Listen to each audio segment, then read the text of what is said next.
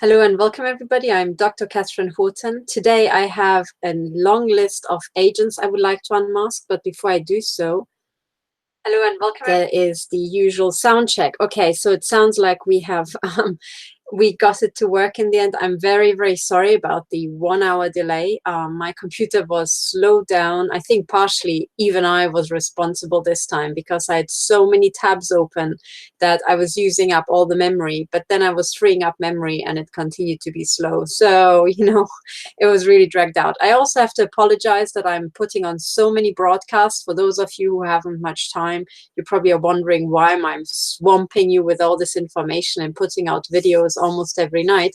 The reason for that is that things are accelerating. So there are a lot of news to talk about. And today I just wanted to get something out of the way, which isn't really the main thing I'm working on tonight. I just would like to unmask a couple of agents who have been wasting my time. And in doing so, I also would like to show you, so as always, it's not just about me and my case. What it's really about is using my case as a sort of educational example to show you the type of templates that people are being plagued with by the intelligence agencies. And you probably remember the JTRIG document that Edward Snowden leaked from GCHQ, where it was, I think it was the 5Ds, and I always forget which the 5Ds were. It's the deny, degrade, and this and that. So basically, it's how to fuck people over. Okay, and they imagine in their rather, messed up little heads that if they just call it military, then they, everything goes and they can assault every person on the planet. They can assault foreigners because they're not British. They can assault British people if they, label them terrorists.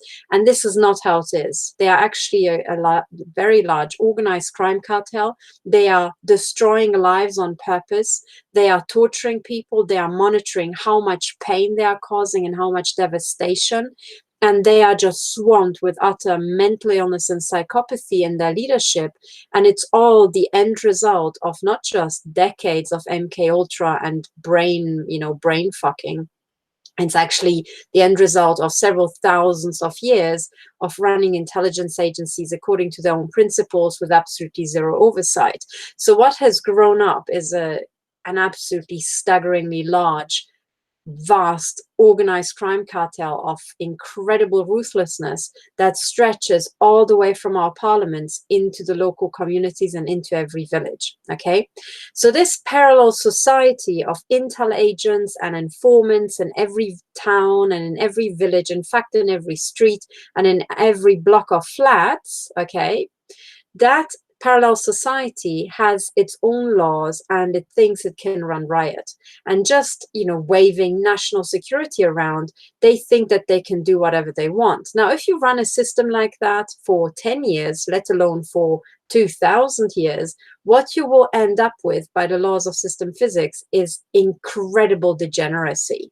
Okay, because as much as you can have arms races amongst nations, you will have arms races in psychopathy, in degeneracy, in sexual perversion, and in utter stupidity.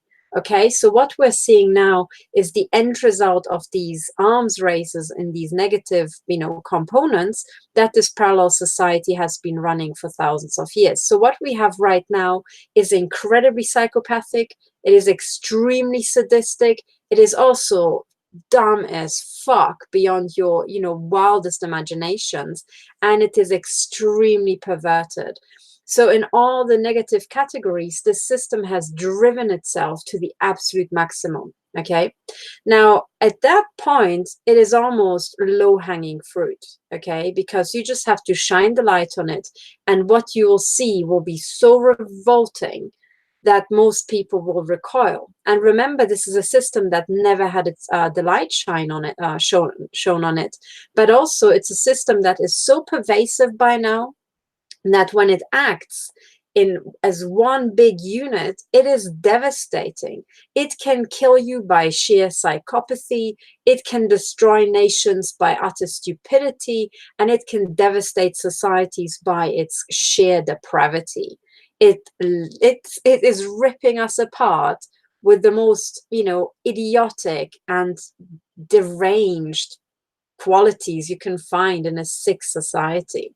Okay, so this is why when I'm talking about agents, don't let that reflect on me, okay? I am a very normal, very boring person. I devoted my entire life to academic excellence. I worked really hard.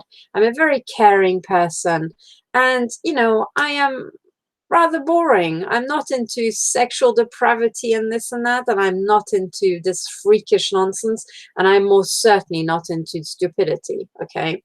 But nevertheless, right, I have to deal with these things. So always separate what I'm doing from what they are doing. But also, when it's about your life and these people suddenly encroach on you and surround you and try to rip you apart, you have to also put a wall between what you stand for and what these degenerates stand for, right?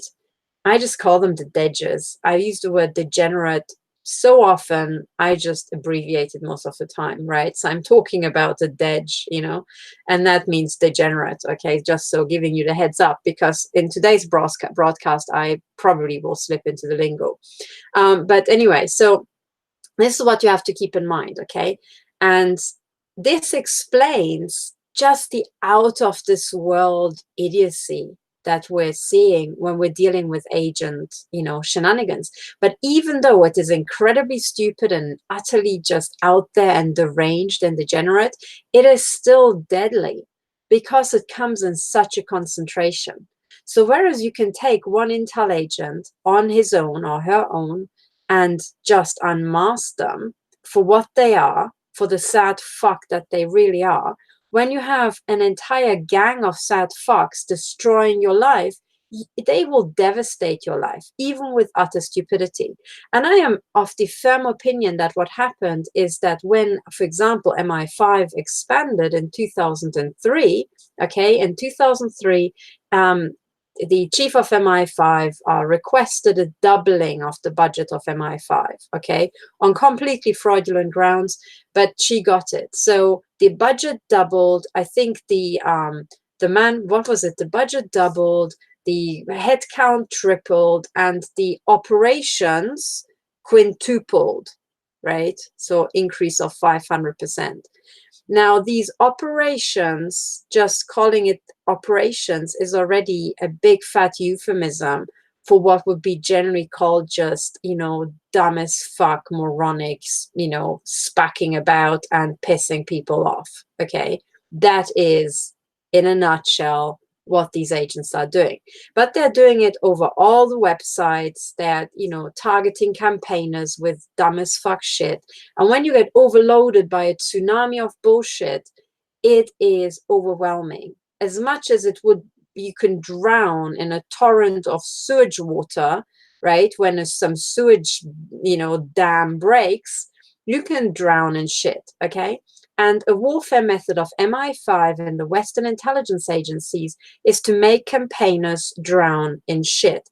And they have tried that with me for a very, very long time. So by now, I think my total email count in Gmail is about 25,000 last time I checked. Okay. I have 25,000 emails comprising, I think, over 20 gigabytes of data. 99% of which is agent shit. Okay. Now, for most people, this would be deadly. Okay. And I can see a lot of campaigners who read these emails and take them seriously and forward them. And that's what we all do in the beginning when we don't really know how the GCHQ 5Ds work. Okay. The 5Ds of deny and degrade and, you know, be a doofus. So, but now if we turn it around, I just have 25,000 emails as data on MI5's JTRIG, you know, bullcrap. So I've got 20 gigabytes of data on these total, you know, fucktards. And more importantly, I have 20 gigs of data on the typical Intel scripts. And they are finite, okay? Even in the world of bullshit, methods of bullshit are finite. So all we need to do is categorize them one after the other. It might take a very long time, but because it's finite, the problem is solvable. Okay. And the very important thing is that with every template that we discover, we can publish it and then we can disable it henceforth. And should it be tried ever again in the future, you can go, let's just go back to the archive of bullshit templates, and this seems to be template number 17B, you know? And that's how you disable it, okay? So this is why today's broadcast is very important. I also would like to say that last time I did this, I unmasked a bunch of German agents, okay? And what is absolutely hilarious is that very quickly after publishing that video, that video was banned in Germany. So unless people use a VPN connection or a proxy server abroad, people in Germany cannot watch my YouTube video about unmasking German agents. So you can just about imagine how important those agents are and how much of their, income depends on continuing their work as agents. Okay, so we're really cutting into their income, their revenue streams, if we are unmasking this bullshit. Okay, so the typical things I already explained that you need to watch out for when you're. So this is what tells Intel operations fundamentally apart from normal human interactions, okay? And it's like clear as night and day, once you have understood it, 99% of all these Intel operations you can pick out, okay? Then there's this kind of really embedded sleeper, agent type of infiltration. But when these guys blow up, which they will have to eventually to satisfy one mission or another eventually, right? Then again, you can unmask what exactly they did and get them before lunchtime. Okay, so we're moving towards a world, thanks to, networked systems, where everywhere around the world we can crowdsource our knowledge of bullshit, okay? And we can disable bullshit as quickly as we can, and as quicker than we could ever before, okay? So this is what's really, really important. And also this is why, unfortunately, you have to spend another hour or two watching this if you want to educate yourself, because so far, not many people put on videos about how to unmask agents and what cartel signaling is, what to look for, and how the cartel operates. And this is really bad because actually the cartel is all around us, okay? The cartel is all around you when you walk into a supermarket. There's cartel signaling on so many packages. It's just crazy, okay? It's also when you're in a shopping mall, or if you're watching TV, that's basically the cartel broadcasting straight into your brain. It's all around you online. It's all around you when you're walking through the city. You just didn't know it, okay? So the cartel is governing such a large part of your life and also your thought space that it's ridiculous. And it is just shocking that it took to 2019 that we have a serious conversation about all this, okay? So what I will be talking about today are the more extreme examples. So I'm hoping that by taking the extreme examples, we can analyze what exactly is being done there, and we can transfer it to, other areas that are maybe a bit more subtle.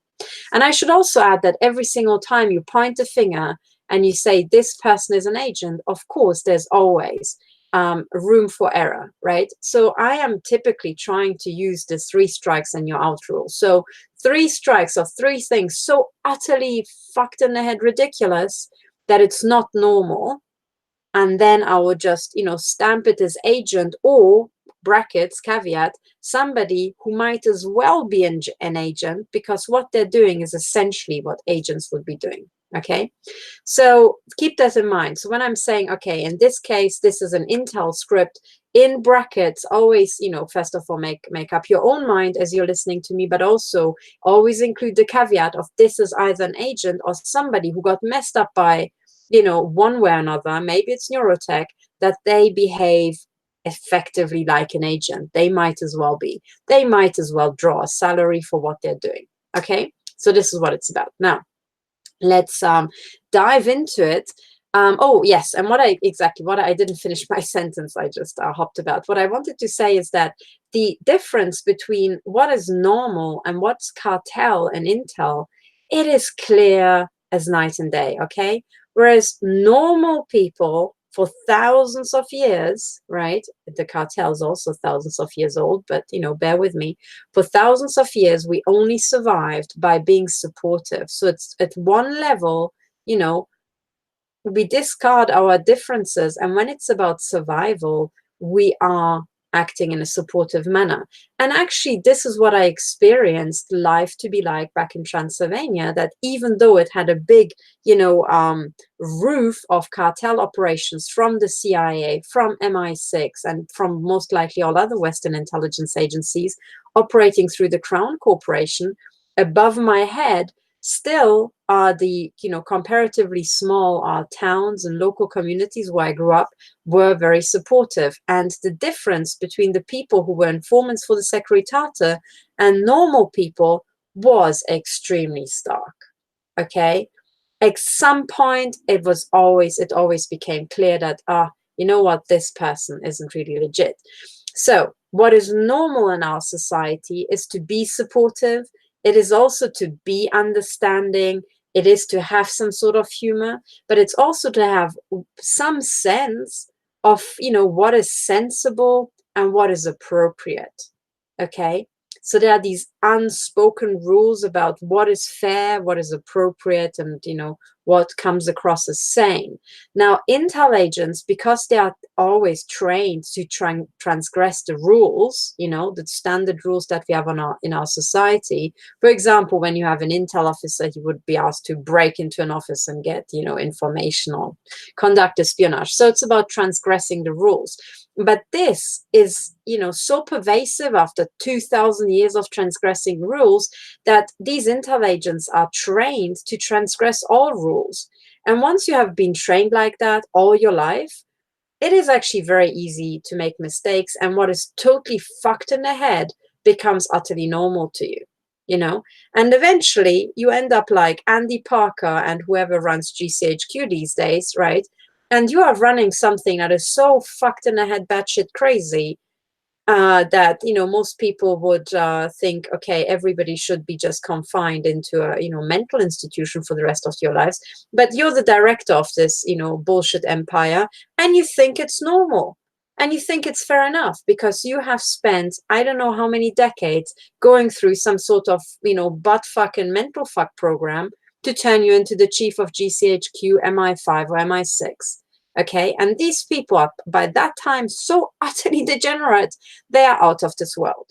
Okay, now there are already examples out there that prove that past heads of MI6 and MI5 were proper batshit crazy, and that they engaged in, you know, murder and rape and burning recruits and murdering recruits and this and that. And you can find reports about that on the web pages called MI5 and MI6 Exposed. Okay, but today I'm going to go down like several ranks, and I'm going to talk about the bottom. And this is the army of utter morons, you know, the fucktards, the fucking retards, that will be swamping most campaigners and most victims when they go public, or when they just, you know, when they become victims. Now, at that level, you know, sophistication isn't very high. So we're not talking, you know, fantastic intel scripts here, but nevertheless, because there's such an abundance, it is overwhelming and it's deadly. Okay, so you keep that in mind. So we, you know, number one, all the degeneracy and nonsense you will see, it's not me, okay? It is them. It's a category of them. Similarly, in your life, if you're a victim of your campaigner and you are surrounded by this nonsense, don't assume that this is what the world is like. It is not. It is basically a zone, an exclusion zone that they're trying to erect around you, giving the impression that the entire population is quite so fucked in the head. They are not.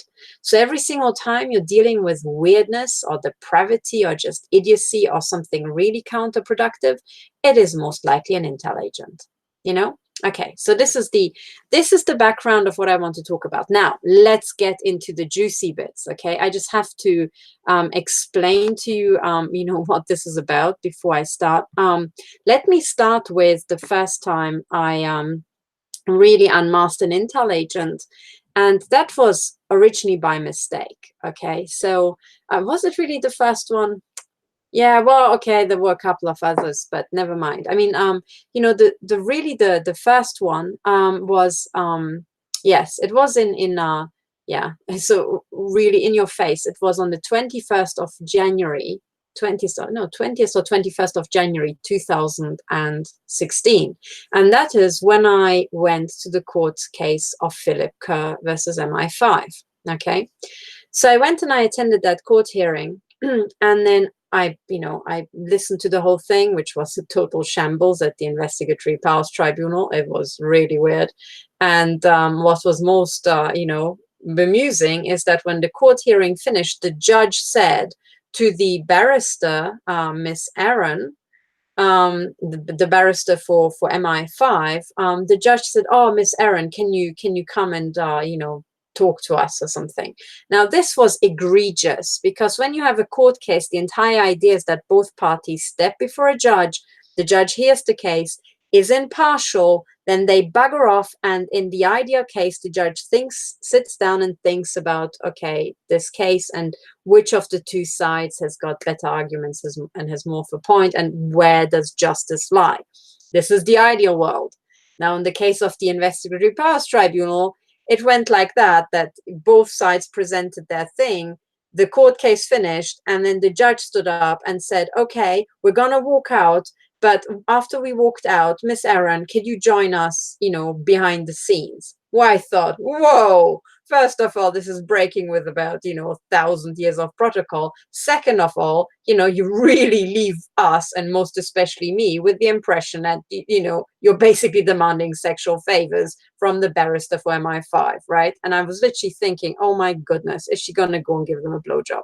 This was exactly my thought as I was watching this, right? And I thought, MI6, anything goes, right? I mean, what are the chances? Would MI6 ever hire a barrister who was not MI6? No. Would an MI6 agent be expected to give judges a blowjob if required? Yes. So there we are, right? This is how you can win court cases. Now, I'm not accusing or alleging anything, that Miss Aaron might or might not have done, but it's undeniable that this is what I thought, and that's exactly the impression that I was left with. Now, these were all suspicions, right, in my head. But then what happened is that when I sued against British intelligence, there was Miss Aaron again, right? It just so happened. But this time, the skeleton argument was a complete pack of lies, and they utterly misrepresented the case of Philip Kerr versus MI5, which I quoted. I made a reference to that. Now, what they said at the time, okay, was that Philip Kerr, as a businessman, right, as a very rich businessman, had sued MI5 because he had found an odd sock in his gym bag and because his sofa was moved. Now, no businessman on the planet sues a security agency for that, right? So it was obviously nonsense. What had actually happened is that they had harassed Philip Kerr for about 8 years at the time, I think. They had also bribed his or threatened his, at the time, girlfriend to put a sedative into his drink. And then they had, knocked out Philip Kerr and kidnapped him. Then they tried to torture him, but when he didn't want to play ball, they returned him. So big deal, right? I mean, it's not really about the gym bag, is it? So that was a big fat fucking lie. Now, what was key is that Miss Aaron forgot that she had already seen me in the past because I was one of the court observers at the case of Philip Kerr. And I think, there was a lack of communication there. And she was not informed, and these two barristers were not informed that I knew very well what was in Philip Kerr's case because I'd been there and I'd listened. Nobody expected that to happen. So literally, I was sitting there in my court case, reading these skeleton arguments, thinking, well, that for one is a big fat fucking lie. What's in the skeleton argument for MI6, right? And they are misleading the judge. They are misleading the judge in a big, in a big way with lies. But, I understand that the barrister has to defend, or put on the best case for their client. But, lying and distorting facts are not really part of that. So misleading the judge on purpose are not part of that. So at the time I thought, okay, a normal barrister would never ever lie quite to this extent, right? Not quite so egregiously, because the threat for the career would be just too big. So the only time you would really lie like that is if your career is with your client, right? In other words, you are an asset of British Intel. So, you know, in my court case, that was, you know, later I unmasked, you know, Miss Aaron and Mr. Green as most likely MI6 and MI5 assets, right? Which is not surprising, because you would think that MI6 would only hire one of their lot, and they have spawned so many Intel kiddies into the world that, you know, a bunch of them end up lawyers. So you pick them, right? Now, that is how I, you know, unmasked those barristers, which is a no-brainer. But when I attended the court case of Philip Kerr versus MI5, inadvertently, I had unmasked another agent, right? And this time, what it was about is that before going there, I'd already read up about targeting and all this sort of stuff. And I'd come across the Covert Harassment Conference, okay? Now, the Covert Harassment Conference in 2015, so the one in 2014 had the NSA whistleblower William Binney and the former Chief Medical Officer of Finland, Dr. Ronnie Kilder, two very profile people. 2014. 2015 also had high profile people, and it also had a bunch of Intel agents, okay? But I had seen the presentation for the Covert Harassment Conference, and lo and behold, a presentation I'd seen where I thought, that very much looks so batshit crazy, it's an Intel agent. The very same person walks into the room, okay? The very same person who gave that presentation. Now, at that time, I was at the court case of Philip Kerr versus MI5, and after the hearing, Philip Kerr suggested that we all go to a pub and then we can all talk. So this is what we did, okay? So the people who went were himself, his partner, his barrister, and a group of people who had been court observers, okay? And in this pub, I ended up sitting in a small group who, for, you know, inexplicable reasons, really wanted to, you know, find out more about me. Now, that's a dead giveaway.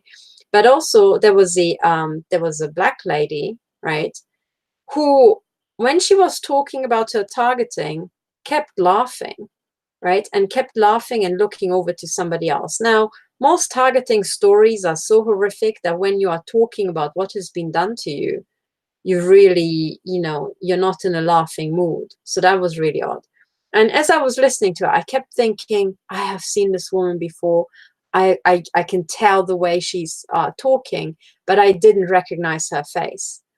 And it was literally, I recognized the voice, I recognized the eyes, but, you know, something, the picture just didn't assemble. And it kept me up at night, you know, for a very long time, until suddenly I was like, of course, I know where I know this woman from. But last time I heard her and saw her, I didn't see her face.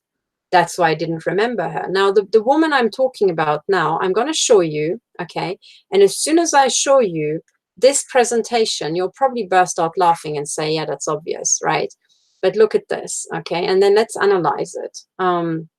Let me share my window and let me take you to the Covert Harassment Conference. This is the webpage called www.covertharassmentconference.com.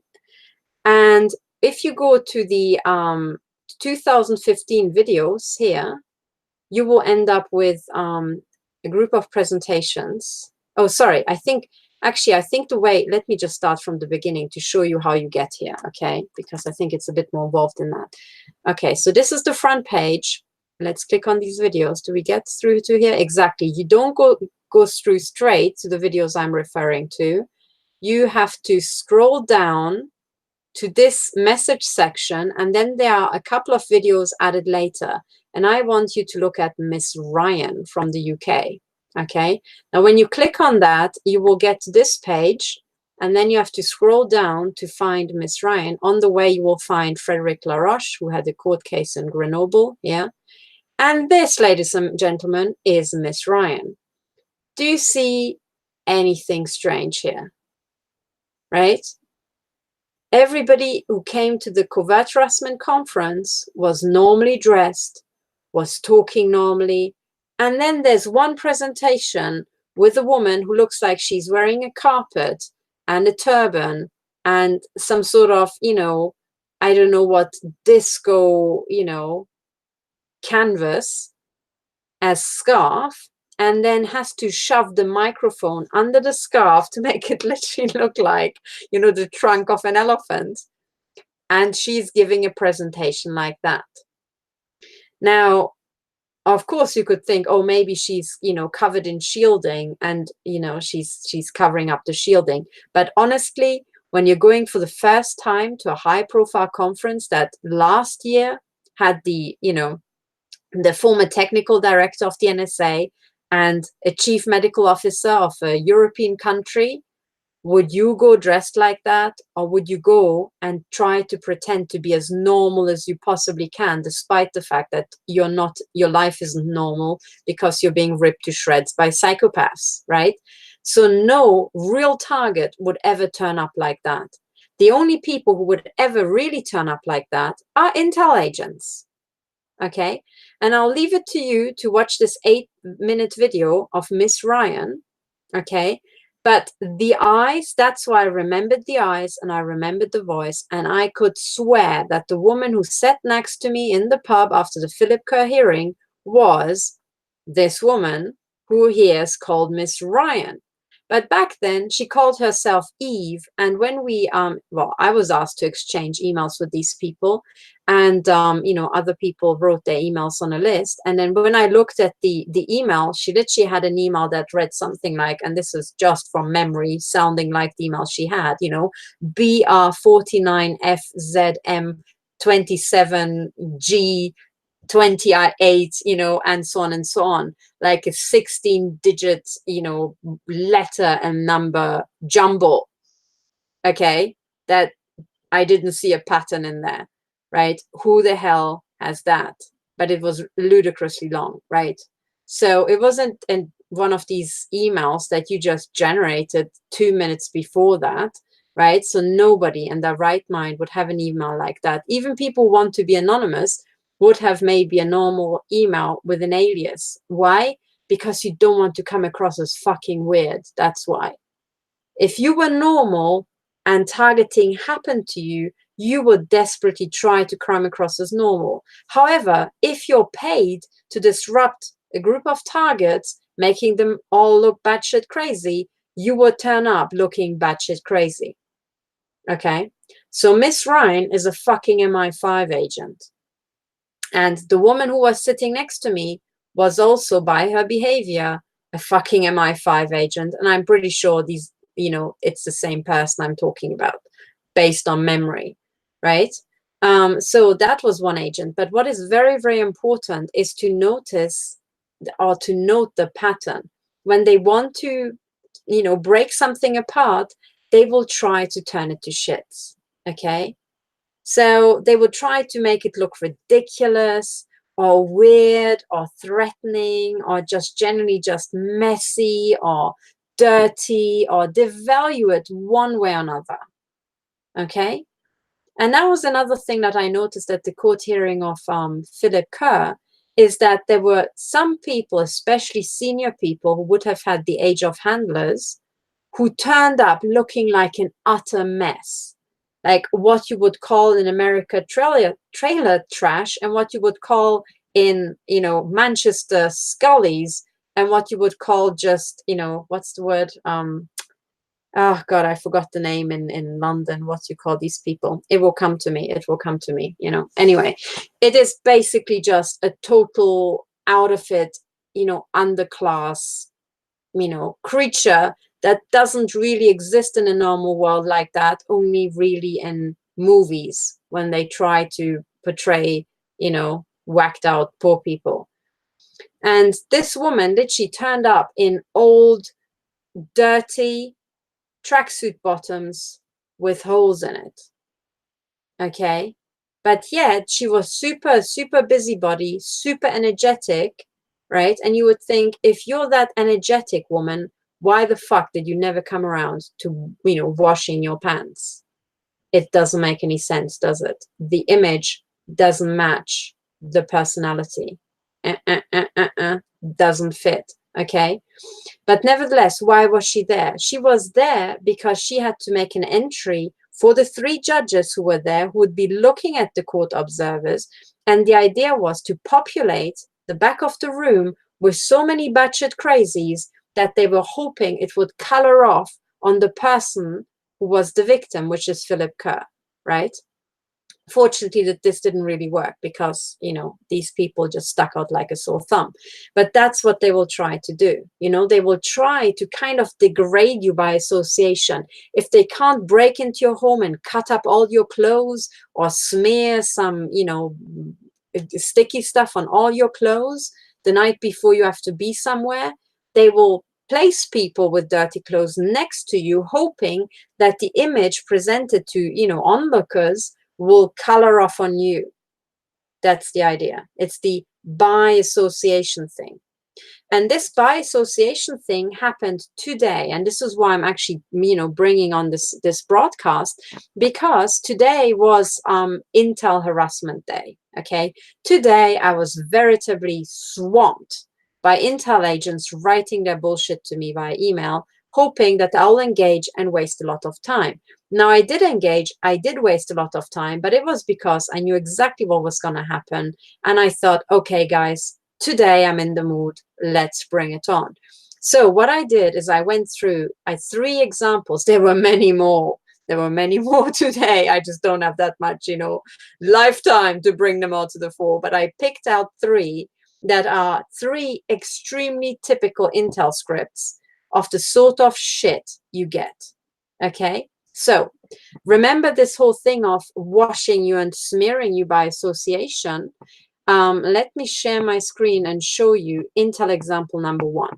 But actually, before I do, let me also show you how you can get this wonderful evidence. So I have published the emails that really pissed me off today.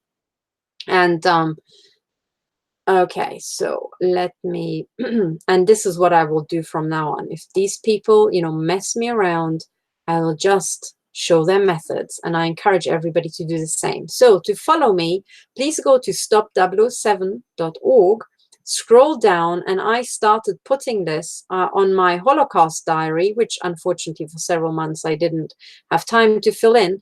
But today I made a new entry here for the 17th of June, and it's about agent harassment via email.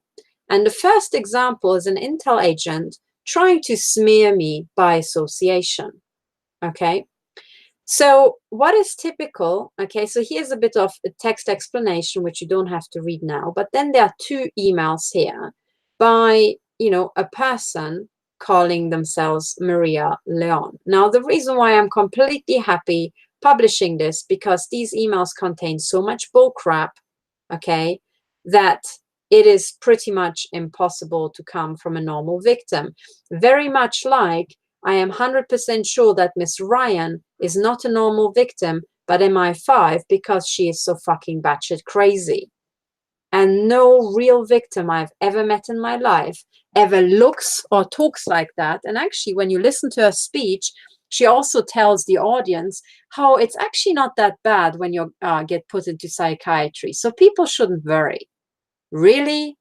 That's not what I hear from the real victims. Most people tell me that they get raped by remote control, that they get absolutely shot to bits, and that they are drugged with neurotoxins that, you know, paralyze them, as was the case in with Frederic Laroche, or that, you know, set them into a state where they, you know, can't really take care of themselves anymore. So serious neurotoxins we're talking about, right? So this woman, Intel agent, complete bullshit. This one, complete bullshit, equally ridiculous. Now, what happened is that today I got the following email here, okay? And I'll try to blow it up for you. And then I would, you know, so what happened, and I'll start with the history, okay, before we get into this. A couple of days ago, I got an email from Kevin Annette saying, you know, by the way, can I send some victims your way? And I said, yes, please do. You know, I don't mind. I can talk to them. So he forwarded this email, okay, to me. And the email from from Kevin Annett doesn't appear here because of the way, you know, people reply to emails. But you can see that the very first exchange is between this account, which already, let me blow it up so that you can see a bit better what this is about. Okay. So I ask you, who in the world has a username like that? Ilsa at ilsa2010@hotmail.com, right? Now, this person signs as Maria del Carmen Leon Cruz and then abbreviates it to Maria Leon. Okay, but now let's look at the backstory. Okay, so this is Kevin Annett saying, "Thank you, Maria. I've taken the liberty of forwarding this to Dr. Horton. I hope she can be of assistance. I also let people I work with in Quebec know of your situation." Now, let's listen to her, you know, her sob story that she's sending here. So she's saying she's Maria Leon, 54 years old, in Quebec, and that she's a targeted individual. Okay, now she says she was born in the Dominican Republic and that she's a Canadian citizen. She came to Canada in the late 80s, right? And in 2015, she found out that she's a native descendant. Really? Now, what is the probability we attach to that? Somebody born in the Dominican Republic, right? Who finds out in 2015, after having lived in Canada for 35 years, that they are a native descendant. How many Canadian natives live in the Dominican Republic? Just have a guess, right? Now, that number is going to be very, very small. Probably not zero, but very small. How many of those decide to contact campaigners with the most batshit crazy email you can find, right? And then read the whole thing. So, you know, things are pretty bad. Not sure how much longer I will be alive. So there's some sort of urgency there. Out of prison or out hospital. Maybe even homeless soon. As you know, as a, you know, spelling mistake is one of their strategies. So this sentence doesn't make any fucking sense, doesn't it? Or does it, right? But this is from somebody who's lived in Canada for 35 years. Okay, and then anyways, I have contact with the great MP from Quebec who receive information from me about what is happening, and he brings the information out into the open so the gang understand I'm not alone. He's great. He efficiently stopped the energy weapon attacks about 2 to 3 months ago. Now, this is the moment when I listen up, because from my survey, I know that targeting is for life, right? And out of those 15 affidavits I showed you, only one person testified that targeting has stopped. By the time they get to the energy weapons, they are blasting people until they die. So this, again, is a script that I can't really believe. So what is the probability of being a Canadian native from the Dominican Republic, right? And then also belong to that very small percentage of people, like, you know, 1 in 15 or less than 1 in 15, actually, when, you know, more data comes in, for whom energy attacks stopped, right? And then it says last energy attack, weapon attack nearly disabled me for almost 10 days. It surely dried at least 40% of the water out my body. 40%, really? You would be like a prune, frankly. I'm not sure if you can recover from that, losing, you know, almost half of the water in your body, right?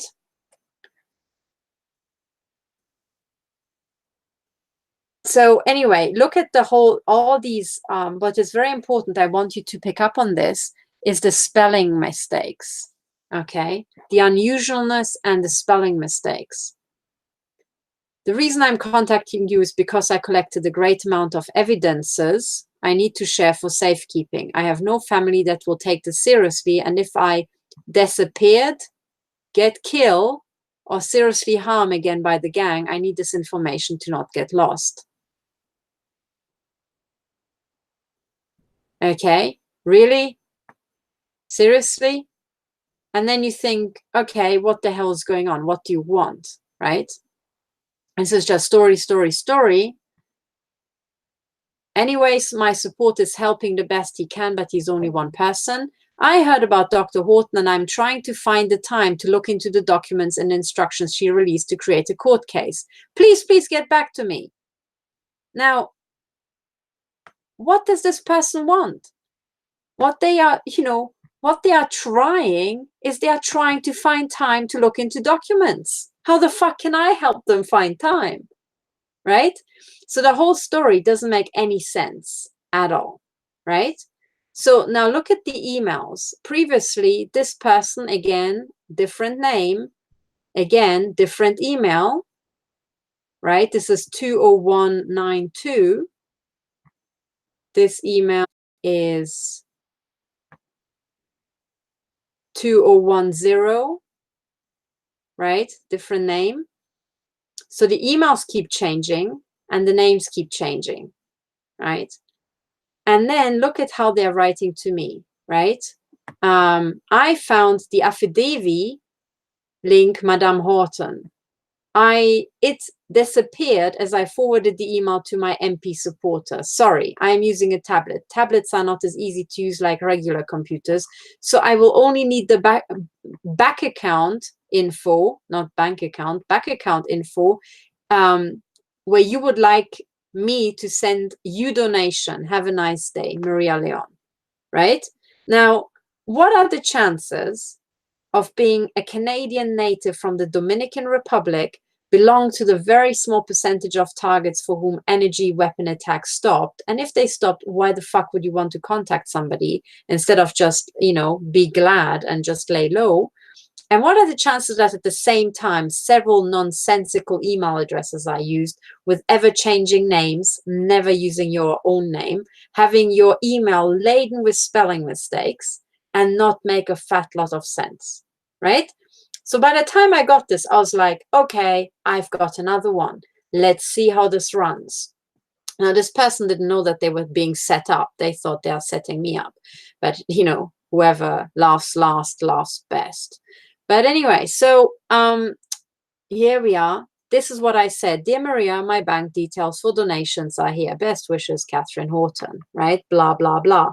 Having to decipher this utterly nonsensical email about the back account info, right?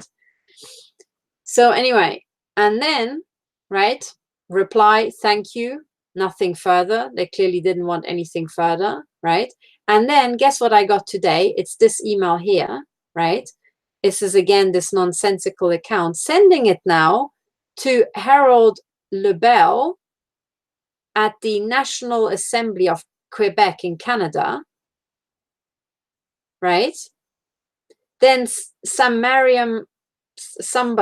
in the Parliament of Canada, right? Then somebody I don't know, and then somebody else at the National Assembly of Quebec in Canada, right? So it was sent to a batch of politicians today, and it said, Mr. Lebel, Madame Katherine Horton, misspelling my first name, may be coming soon to testify in the court case regarding the international harm to the natives. As you know, note the spelling mistakes, the natives were the first answers used for non-consensual experiments. Mr. Lebel, please, I have an special request.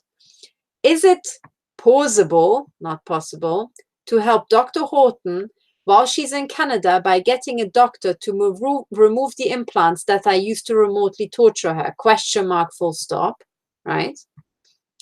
Perhaps, spelling mistake, capitalized, spelling mistake. We could also offered, spelling mistake, Dr. Horton legal stay in Canada for as long as she wants. I know no one else more qualified than Dr. Horton to educate in terms of modern phenomenal, right? Dr. Katherine Horton could be great advantage to Canada. After all, Canada is supposed to be among the best countries in the world in terms of humanity. Let's prove it by supporting Doc Tot, spelling mistake, Horton. Please see attached her contact information if you agreed in doing our part. What is it doing our part here, right? Like always, your support is priceless, and there are not words to thank you for listening. What is listening, Mr. Lebel, Maria Leon? Now, I got this bullshit email sent to politicians, right? And I was like, slam dunk. The entire counter psyop on my part worked out because this, I couldn't have predicted it would be going to our Canadian politicians, but I could already predict when I got the previous email that it's going to end up in cartel signaling bullcrap. And this is what I got, right? Now, what is important for you to note here is number one, as I have been saying since the beginning, spelling mistakes are cartel signaling. They are a cartel recognition symbol. Okay. And what is the sense behind spelling mistakes? It is because the cartel, which is, headquartered and has a backbone in the Anglo-Saxon world, so it's using a lot of English word plays, spelling mistakes they take to be so wrong spelling something wrong is a word play with spell being casting a spell. Okay, so they say spelling is like casting a spell, and when you're spelling something wrong, you're casting a wrong spell or an evil spell. Do you get it? It is totally fucking moronic, isn't it? But unfortunately, because we're dealing with the empire of dumb as fuck, that's what they mean. Okay, now it has also another function, which is to let whoever is an intel agent in this list of recipients know that this email is not to be taken on face value, but there's a double meaning, there's a hidden meaning, and that is the instruction that should be acted on. Okay, now what could possibly be the double meaning in all this, right? What could be? And I've uploaded these emails that you can, make up your own mind.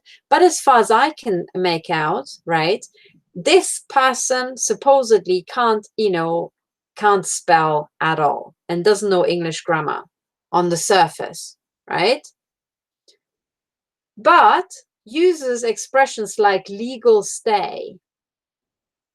Legal stay, that's unusual, isn't it? A legal stay. That's almost a tad too sophisticated. So what do they mean by legal stay in Canada, right? To offer Dr. Horton a legal stay. Well, a legal stay is a detention.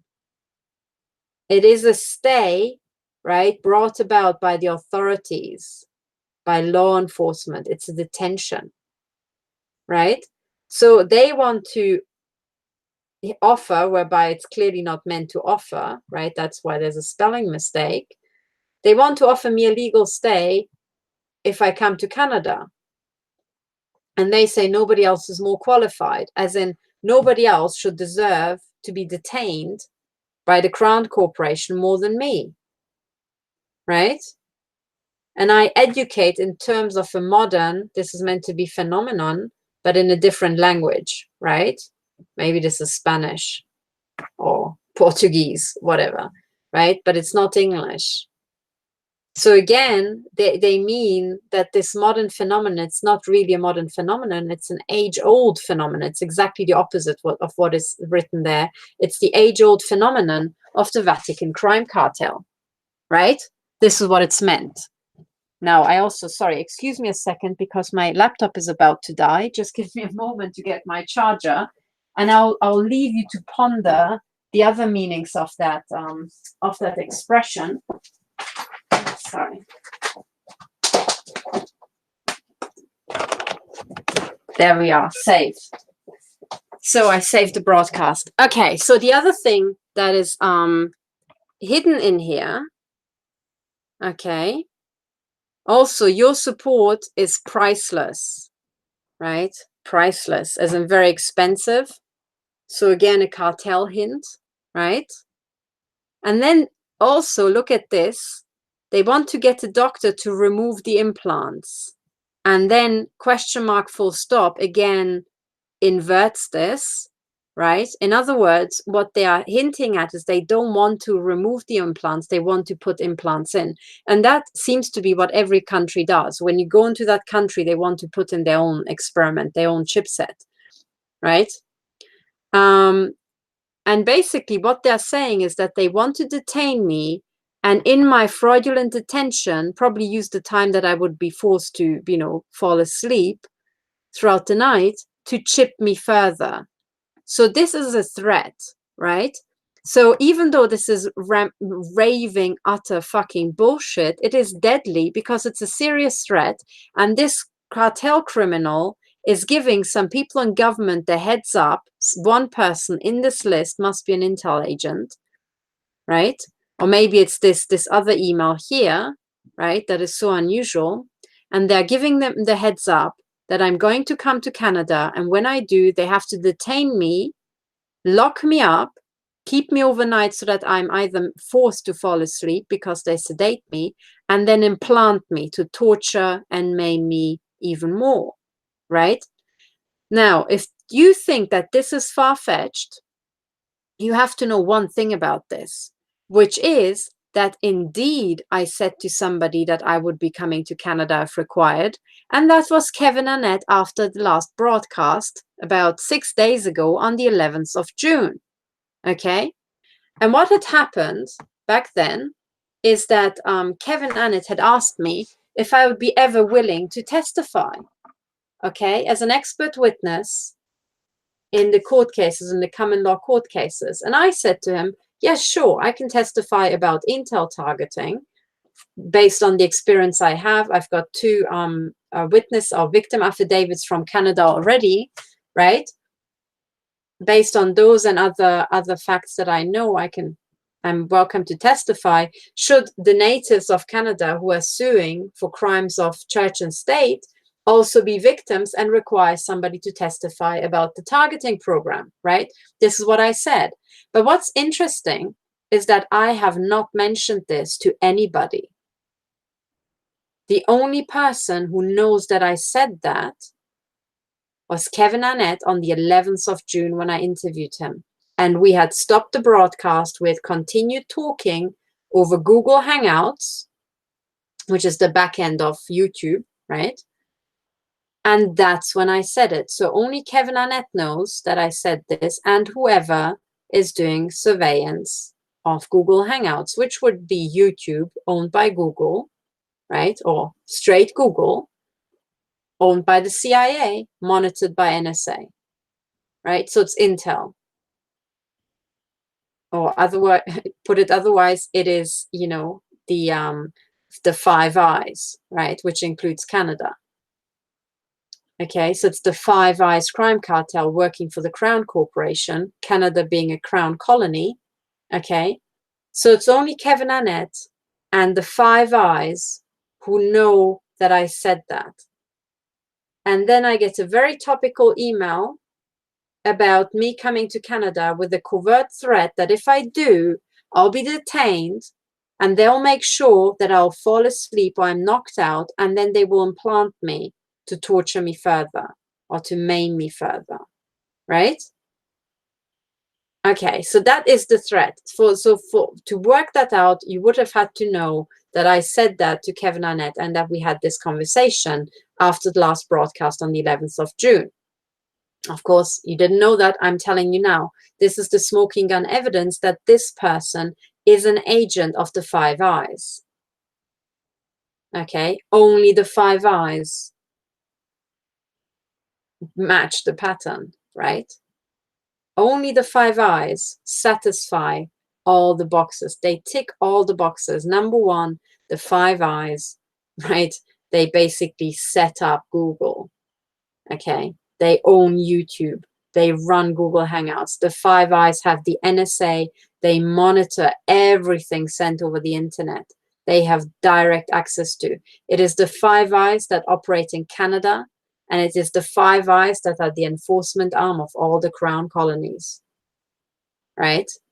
So I'm sorry, all fingers point to the Five Eyes, right? So this is a real life fucking intel agent communication from the Five Eyes. And this is what it sounds like. It sounds fucked in the head, deranged, batshit crazy, piss poor spelling, and, you know, display on spelling being casting a spell, right? Duh, which only works in English, really, right? So guess what language these agents speak, right? English. So how fucking retarded does your organization have to be so fucking obvious, right? And so sick. I mean, the story of, yeah, I'm a Canadian native. So what it actually is that the Five Eyes are so utterly degenerate and beyond redemption, you know, fucked in the head stupid, that they think this is fair enough, right? That this is how it's done. And I'll tell you what, this is how it's done. This is exactly at all levels, even all the way to the highest level of government, when people literally, you know, signal to heads of state and stuff like that, right? Politicians and judges, you still get this utter, like, you know, fucked up talk. How does that work? Well, it works because what you have in these organizations that are kept secret is basically a race to the bottom. And when you double an organization very quickly, like MI5 just doubled in 2000 or after 2003, you have an utter collapse in quality. And that's because if you hire people all of a sudden, well, who is free in society to be hired in large numbers? Most people who are really good have jobs and prior commitments. They're not going to give it up to be gang stalkers, right? So what you are hiring is the utter dross of society. So as we had these explosive intel agency expansions after 2000, I mean, it already started earlier, but in, you know, after 2000, it just went nuts. What happened is that an organization that was already having a race to the absolute rock bottom just, you know, got a turbo booster and just slammed into the bottom of the pit, you know, at the supersonic speeds. That's what we have. And this is what it looks like. Okay, so that communication, that email exchange, you can just lift it straight away, combine it with my testimony or what I wrote on my website, and it is evidence of real life Five Eyes agent communications. Only the Five Eyes would have done something like that, and frankly, only they are that fucking stupid, right? And it fits with everything else that I saw from the Five Eyes, like Miss Ryan. Now, you can't blame any of this on the Russians because, number one, the expert on the Russians, the former technical director of NSA, William Binney, already said the Russians are usually extremely clever because they had to be, right? Because they had to be, because during communism, they were to be crushed as part of this cartel game. Okay. But number two, right? The CIA and all the others had this race down to the bottom, so only they would be quite so fucking stupid. And in the case of Miss Ryan, whose pattern fits this email correspondence down to a T in its inanity, well, she's not Russian, is she? Right? She's just some stupid cow from London that MI5 must have hired after 2003 when they hired, you know, all and sundry. So, you know, there you go. So this is the ultimate evidence of unmasking. And now that we have this email address, well, it just so happens that the NSA collects absolutely everything. So they know, because the machines need to know how the email has to travel, the machines know where this email was sent from. And they know the absolute address, because that's what they're collecting, the absolute address, right? That's what the computers pass from one to, you know, one to the other. It's the packets. They have to know where exactly they came from, and they have to know where exactly they are going. So you can always trace it back one to one, right? It's just like a phone call. If you're connecting a phone call, the machine chain on the way, the infrastructure, has to know exactly where the call is coming from and where it's going, because they have to keep a non-stop data transfer. So it is absolutely physically impossible to have a phone call that can't be traced, because the infrastructure has to know where the fucking phone call comes from, right? So it's the same with email. It's exactly the same with email, right? It is not possible to send an email without the infrastructure knowing where it's coming from. And now we have this official statement that the NSA knows where all the emails are coming from, and they are being stored forever. And, you know, if there's one thing that's under surveillance, it's my surveillance. It's on my own email inbox, right?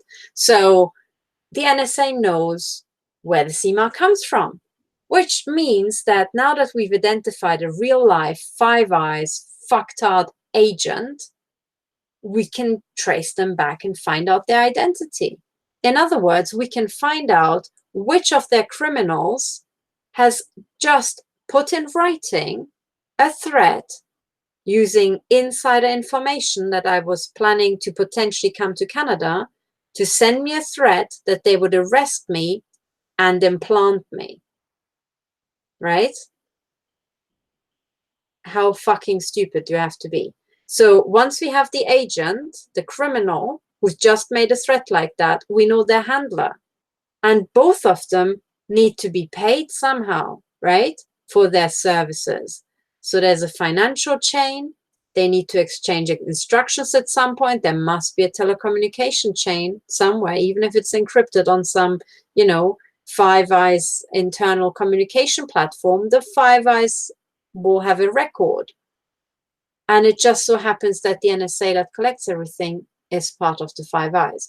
In other words, this communication alone leads to the agent, which leads to the handler, which leads to the handler's handler, which leads to the handler's handler's handler's handler, right? Which leads all the way to the top, to whichever the Five Eyes, you know, just sent this. Probably Canadian intel, though it could also be MI6.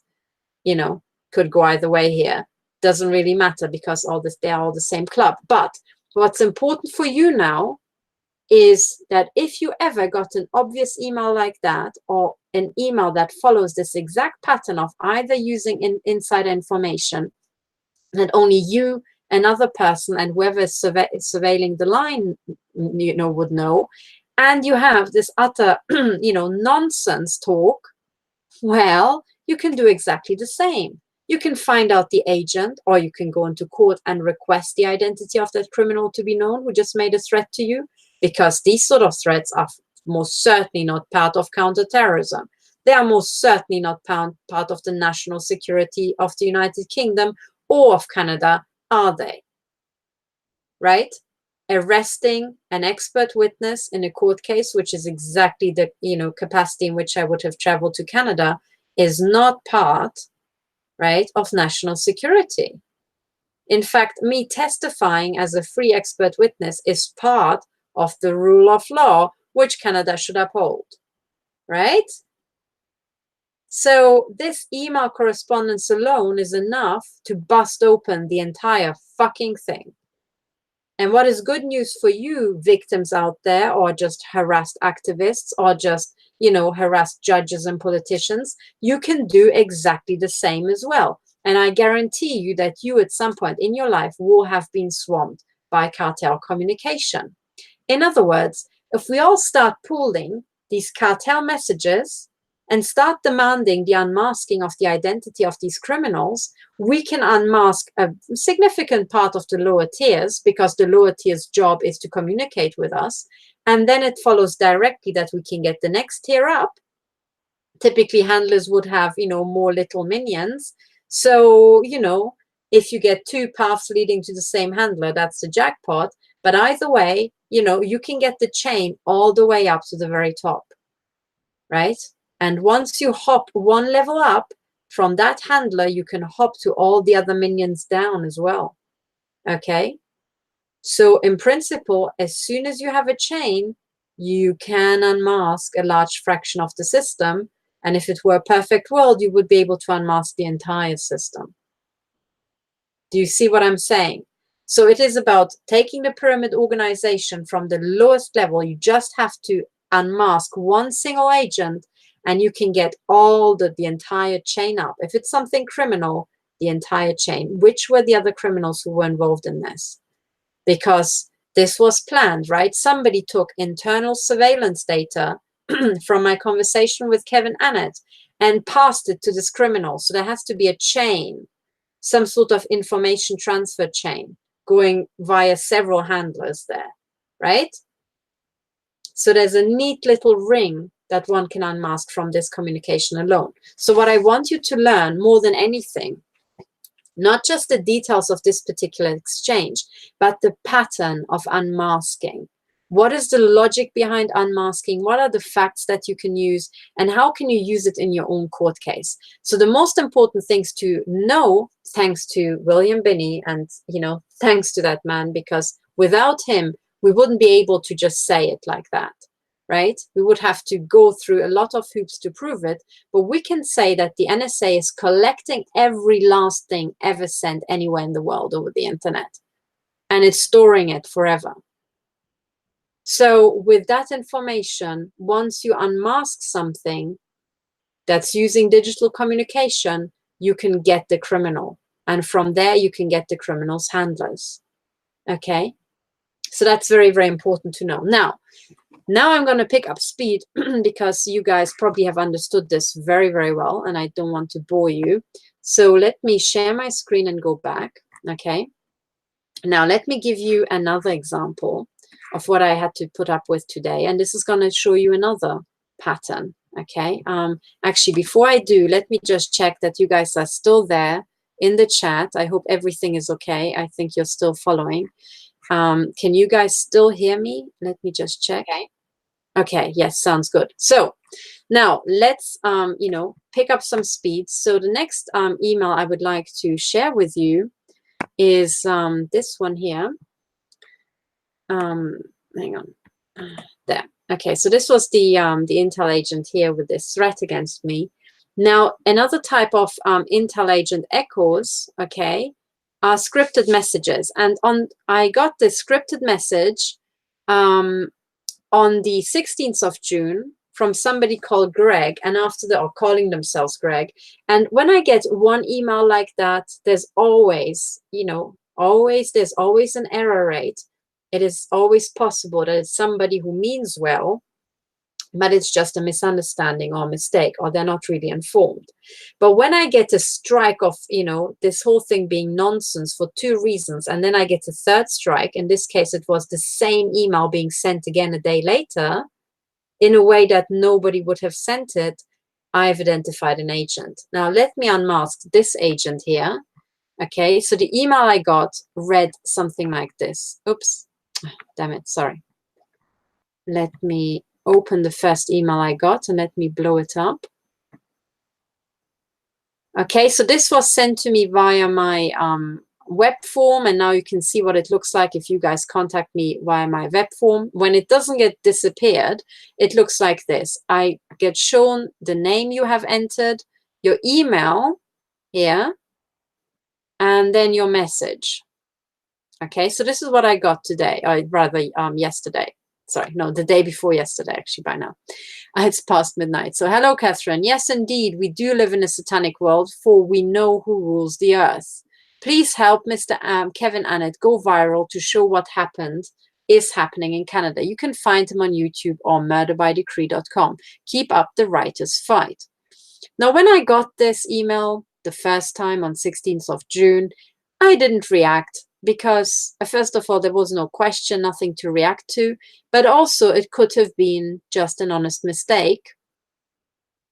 Because, I mean, you guys know that I've interviewed Kevin Annett many times, and every time I do, I make a reference to his, you know, Murder by Decree website, right? Now, what is unusual about this email, though, is first of all, Murder by Decree. It's you know, the web address is not written correctly, but this could be an honest mistake. What it is that is so strange is that, I mean, first of all, it's not really signed, even though the name is Greg up there. So there's some sort of impulse of anonymity there, which most people wouldn't really do that way. But also, nobody who contacts me the first time starts an email like that, right? There would be some introduction. There would be something like, oh, hi, Catherine. I, you know, came across your videos. last week or 3 years ago or something like that, something that betrays that the person is aware that they are approaching somebody they don't really know, and that there are certain societal rules about how to approach somebody and be polite, right? Now, this person has transgressed those rules, and they launch straight into the topic, and they sound like they are responding to something I've just said to them. Well, this is highly unusual, isn't it? But it's not unusual in the intel world, where they jump in and they have to come across as if they are already engaged in conversation with you. And what you can see here in action is an intel script. And the intel script, I think, if I had to guess, goes something like this. It says to their agents that if they want to appear already engaged in conversation, to induce trust, to give the impression to the person that they already are in conversation with this person, as if they had known them forever, right? Then you start off the conversation like that, sounding like you're replying to something in a conversation. Do you see what I mean? So when you first time get an email like that, it might read really intuitively. Somebody just says, yes, indeed, we do live in a satanic world, for we know who rules the earth, right? But it sounds like it's one of your friends, right? Who's just replying to an email of yours or to a phone conversation you just had recently, right? But of course, it doesn't fit the situation here, right? Something is really odd because I don't know this person. No fucking clue who this is. It's the first time I read this email and I get to know them, or I hear from them, rather, So this is sticking out like a sore thumb, isn't it? Would you ever start an email to me like that? No.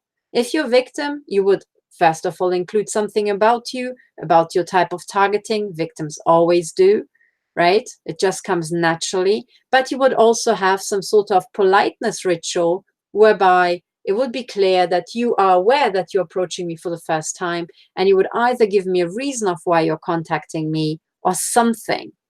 But you wouldn't jump in as if we were in the middle of a conversation, right? But now think about it. Really understand what they're trying to do. They are trying to garner trust by sounding like as if you'd already known them forever and as if you were already engaged in a conversation with them. Now, who would ever want to do something like that? Apart from Intel, right? So already what I had here is that, I had this Intel script and many, many other little details about this person. And so number one, it doesn't make any sense that they sound like as if we already had a conversation. Second of all, they are echoing something that is already happening, which is I've already interviewed Kevin Annett. I've already pointed to murderbydecree.com. Okay, so these are the two strikes, two fundamentally different strikes that already indicate to me that this is an Intel script. Now, the third strike came, the day after, on the 17th of June. And the third strike was me getting this email, which was exactly the same, right? It was, are you able to spread the word and assist Mr. Kevin Annett go viral? You may find Kevin on YouTube or murderbydecree.com, and look how the website is spelled exactly the same. So it is a copy and paste. Keep looking up for your redemption. Draw us nigh. Right? What an odd turn of phrase. And again, betraying that only an English native speaker would, put something like that, using the old English form, right? Keep looking up for your redemption draws nigh. How odd. And these kind of almost, biblical wording with biblical references. What does that remind me of? Well, the Vatican crime cartel, Vatican Intel, otherwise known as the Five Eyes, right? And that was the third strike, right? I mean, actually, this is the third and the fourth strike because, I get the same email a day after to prompt me yet one more time, and this time putting in a bit of cartel signaling with this Old English reference, right? How odd, isn't it?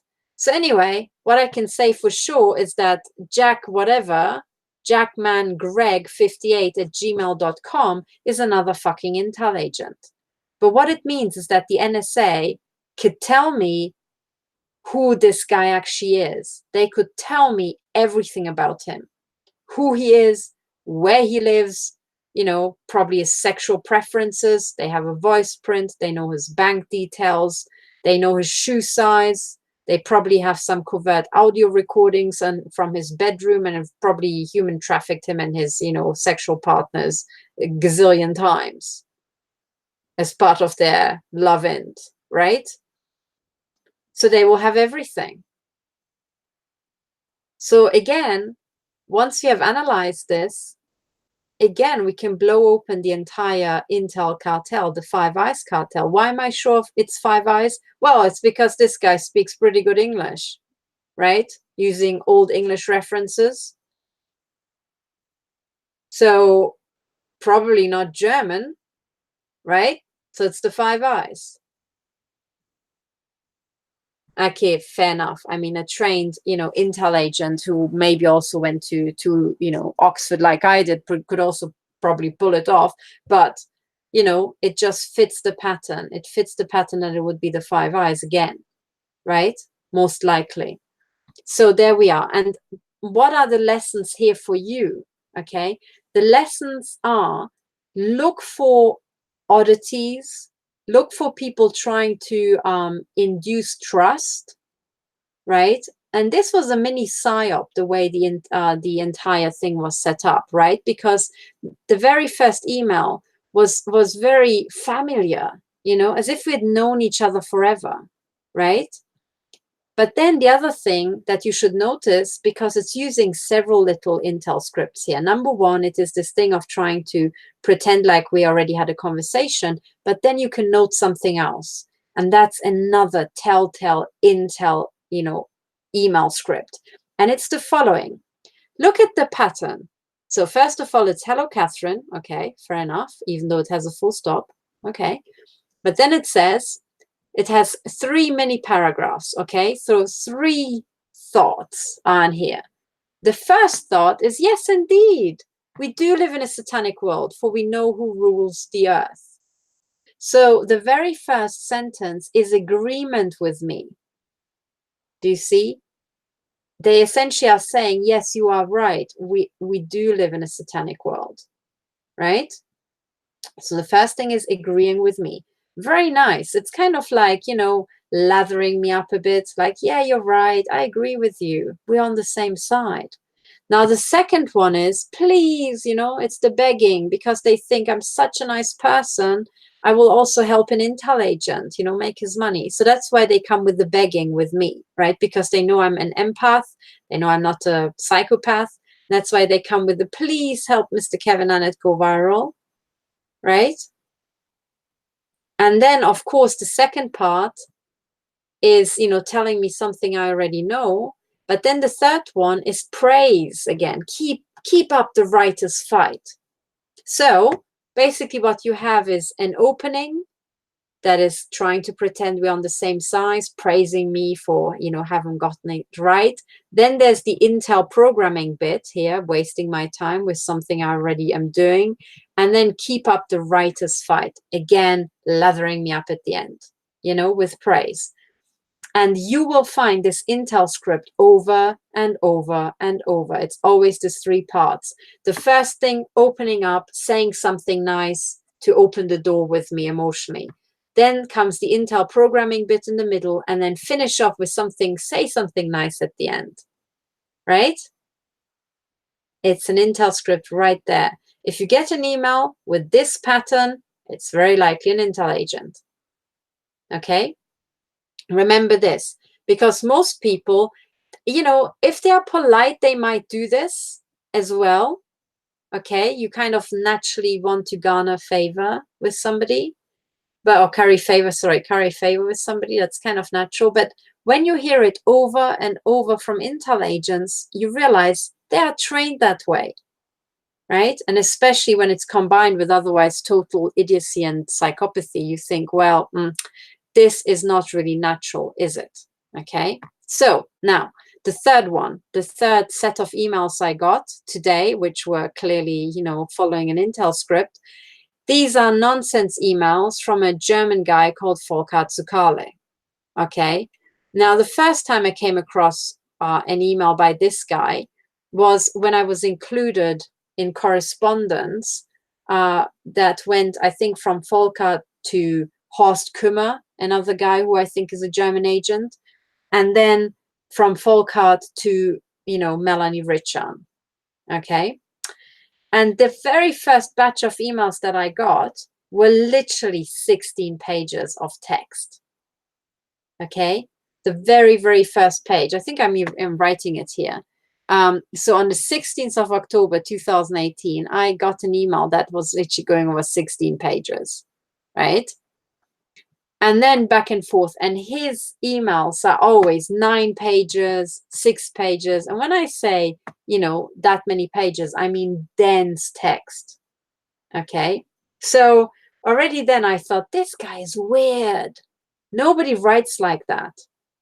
But then today, I ended up in this email exchange with this guy, and today it turned proper batshit crazy. Okay, and remember this, when it's batshit crazy, it's because it's Intel. So here I was thinking, well, I could assume that this is a guy who smoked too much weed at some point and ended up totally maniacal. That's possible. But then again, it's so batshit crazy, it's most likely Intel, right? So this, unfortunately, these emails are in German, so only German speakers will truly understand the, you know, the batshit craziness of it. But just look at the formatting and you will get a long way, even if you don't speak German. I mean, you can always copy and paste it and put it into Google Translate. Okay, so today I got an email and I'm trying to translate the header.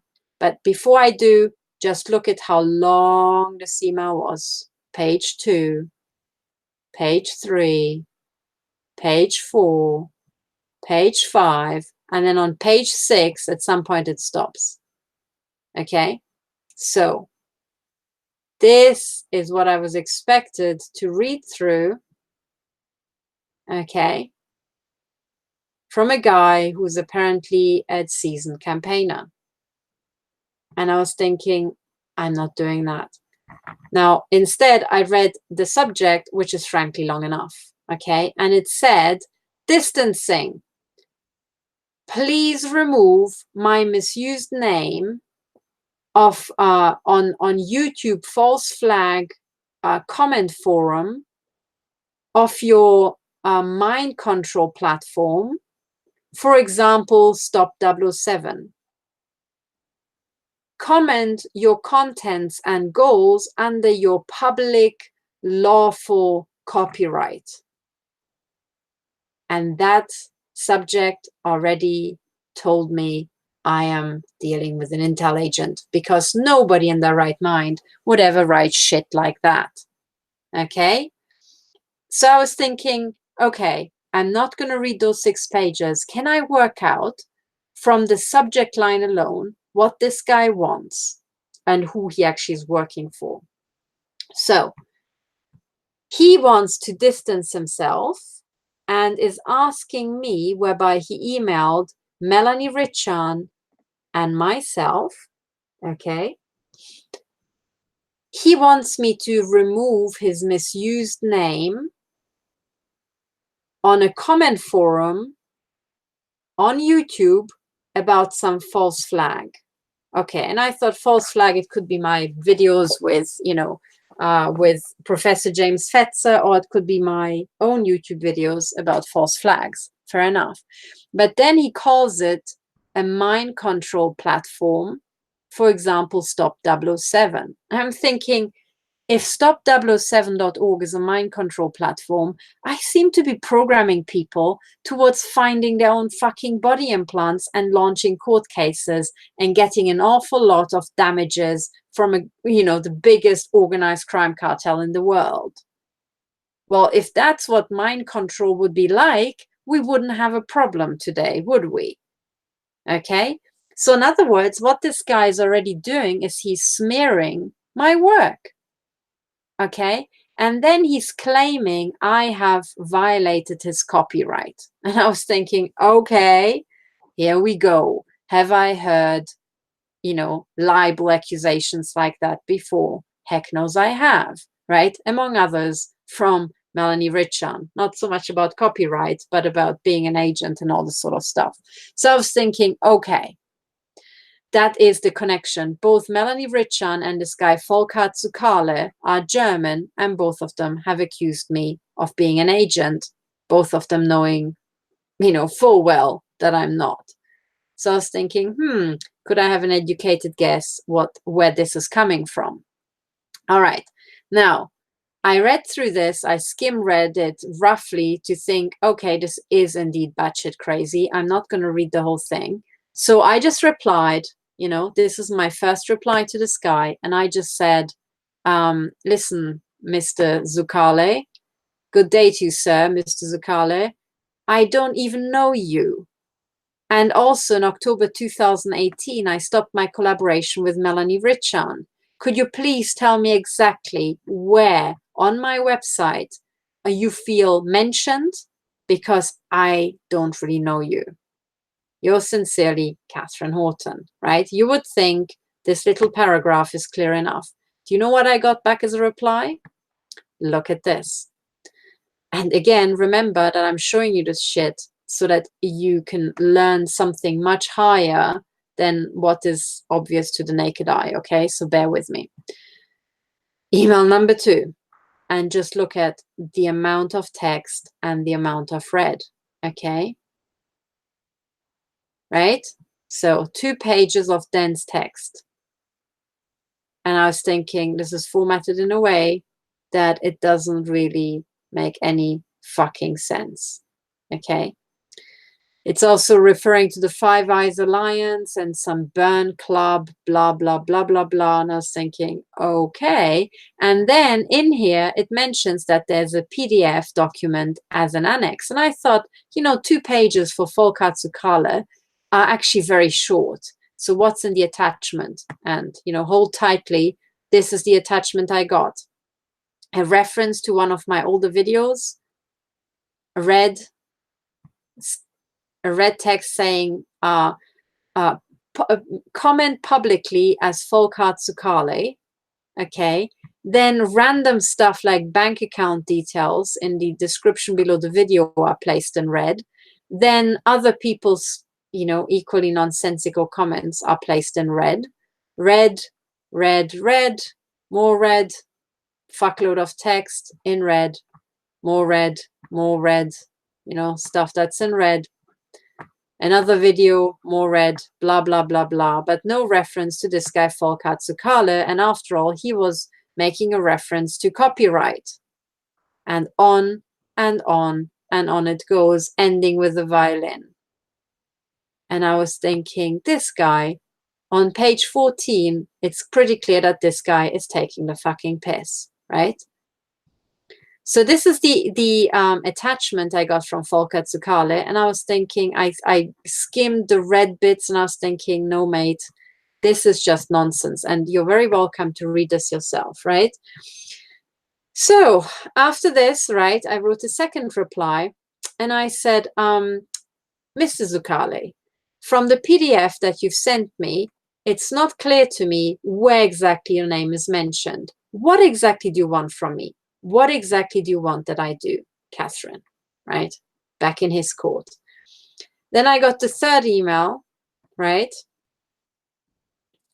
from this guy. And now let's go through the pages again, right? This is page number 1, page number 2, right? I was thinking, okay, this is short.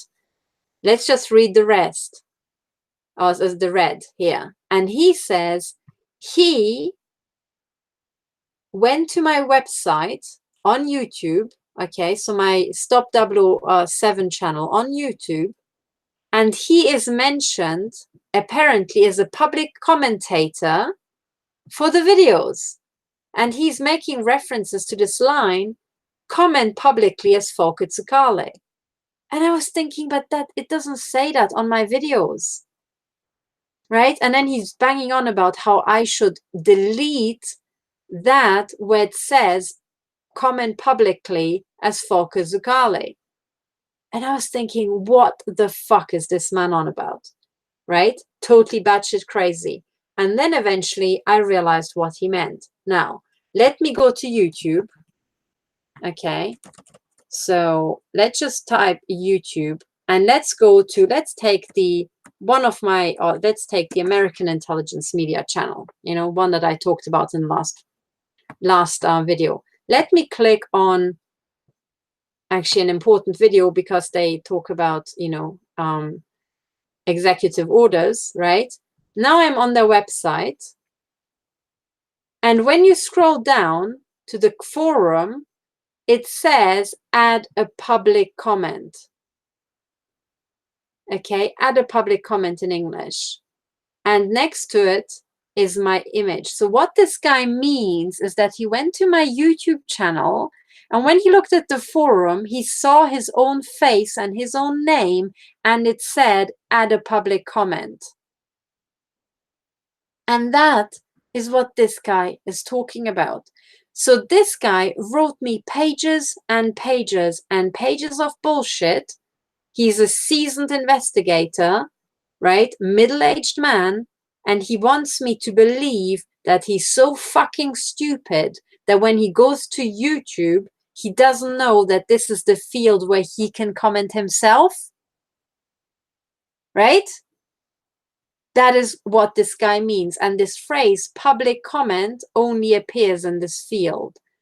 So in this utterly moronic email exchange that took him pages and pages to explain to me, what he wants me to do is remove the functionality from YouTube that when he watches a video, his profile will appear and give him the opportunity to add a comment in his name. Now, ladies and gentlemen, I ask you, when you get an email exchange like that from a middle-aged man, right, who is apparently a seasoned investigator, do you for 1 second think that this guy is really that fucking stupid, right? I mean, would you actually believe that a guy who has found my YouTube channel and therefore probably knows YouTube, right, would have in the year 2019, after having been a seasoned investigator or activist, have realized that there's a field where he can add comments and that's in his name? No, right? No one is possibly that fucking stupid. So this guy is not stupid. He's just an intel agent who is tasked with wasting my time. Okay, fine. And waste my time he kind of did, unless I get some redemption from this. Now, the redemption is to really analyze how these people operate and milk it for what it's worth. Okay, because this guy, Folke Tsukale, unfortunately, I have to say, I came to the conclusion, yes, he is an agent. Now, he was German and is now living in Austria. So I'm pretty sure he's a German agent, okay? He is a fucking BND agent, right? That's my opinion based on what I've seen. Because every single email I get from him is so long, right? And contains so much crap that no real victim, no real activist would ever have the time to write that, right?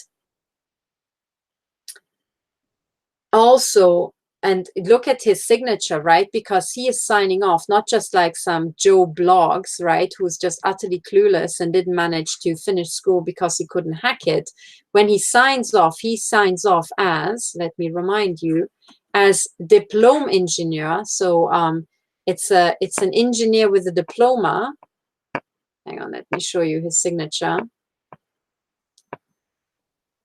It's as an engineer with a diploma from FH, means not university, it's like a, you know, Fachhochschule. It's called a higher, you know, school that is a one level, one step down and more applied than a university. Okay, in the UK, you would have called it a polytechnic in the olden days. So this guy has an engineering degree from a polytechnic, and he is trying to tell me that he has no idea what YouTube looks like or how it works. Okay, that can't be the case. So what are we dealing with here? Number one, pages and pages and pages and pages and pages and pages of communication are meant to absorb you in, first of all, with the reading and waste your time. And then when you get an accusatory email like that, like you have violated my copyright and I demand that you do something right now because my rights are infringed, the idea is that you get so worried and so eager to please that you will actually read through that bomb, right? And for those of you who speak German, you can actually go into much more detail and see what this guy is doing. And honestly, every sentence is like a new earth-shattering thought. He's going on about how Germany doesn't have any legitimacy anymore, how the Allies are still, you know, controlling Germany, which is all true, of course. But really, you need to explain to me all that and how there's a Bern, you know, club and the Five Eyes Alliance. You need to explain to me all that in great detail again, just because you want me to remove something from my YouTube channel? Clearly not, right? Clearly not. So what is the intel script that we can glean from this? Number one, it's of course, right, waste your time. Number two, it is accusing you and triggering this reflex that you're like, oh, I've done something wrong. Oh my God, I have to please, I have to avoid litigation. I have to somehow oblige, right? And this is done to so many activists. It's crazy, right? And then when it's taken to a more serious level, you get into that stage like, you know, Robert David Steele seems to be engaged in, where he's literally litigating, as I find, over bullcrap against activists who are doing valuable work, right? So, you know, it can be harmless, but it can also be deadly, involving you into real life litigation and trying to asset strip you financially and destroy you financially, right? So it's natural that as an activist, you would get really scared, or as a victim, you would get really scared and oblige, right? So that's what they want to do. Again, they want to trigger your fear instinct. But then the third aspect of this intel script is, when you're reading through, they are going for cognitive overload. Okay, cognitive overload. And that is exactly what the targeting program is about as well. They are trying to blast you with so much stuff that you can't think anymore. You just can't be yourself because you're overloaded. In your head is filled with this, and then it's this thought is running around in a rat race, you know, in a little hamster wheel. Then that thought is a little hamster wheel, and you've got so many little hamster wheels in your head that your entire head is spinning. Okay, so, and I can see that being done to victims on a daily basis. Okay, but it's, be aware that it can also be done to you via an email like that. Be aware that it can be done to you when you're trying to investigate what is being, you know, what is happening to you in the targeting, in the case of targeting, right? And it can also happen to you when you're a real investigator and you're trying to research stuff online. And this is this rabbit warren effect, okay?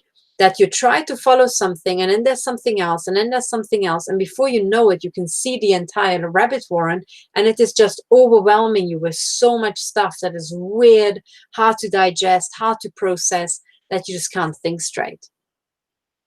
Okay? And because of that, because these email correspondences from Volker to Carle fit the targeting program down to a T, that was yet another strike against him that led me to think, oh, hang on, he's actually an intel agent. Okay? But now what is important is that you see all these examples, okay, and try to extrapolate, try to see the template that you saw in action in these emails from real life intel agents whom I'm now unmasked, and see how that principle, that template is being transferred to other areas of your life. Okay. One very good example is, for example, tautology, is the evening news. Okay. The evening news is trying to overload you cognitively with horrible stuff. Look, there was an explosion. Look, there's a war there. People are starving there. Homelessness here. That in the end, you can't see real danger because of all the negative news that you got.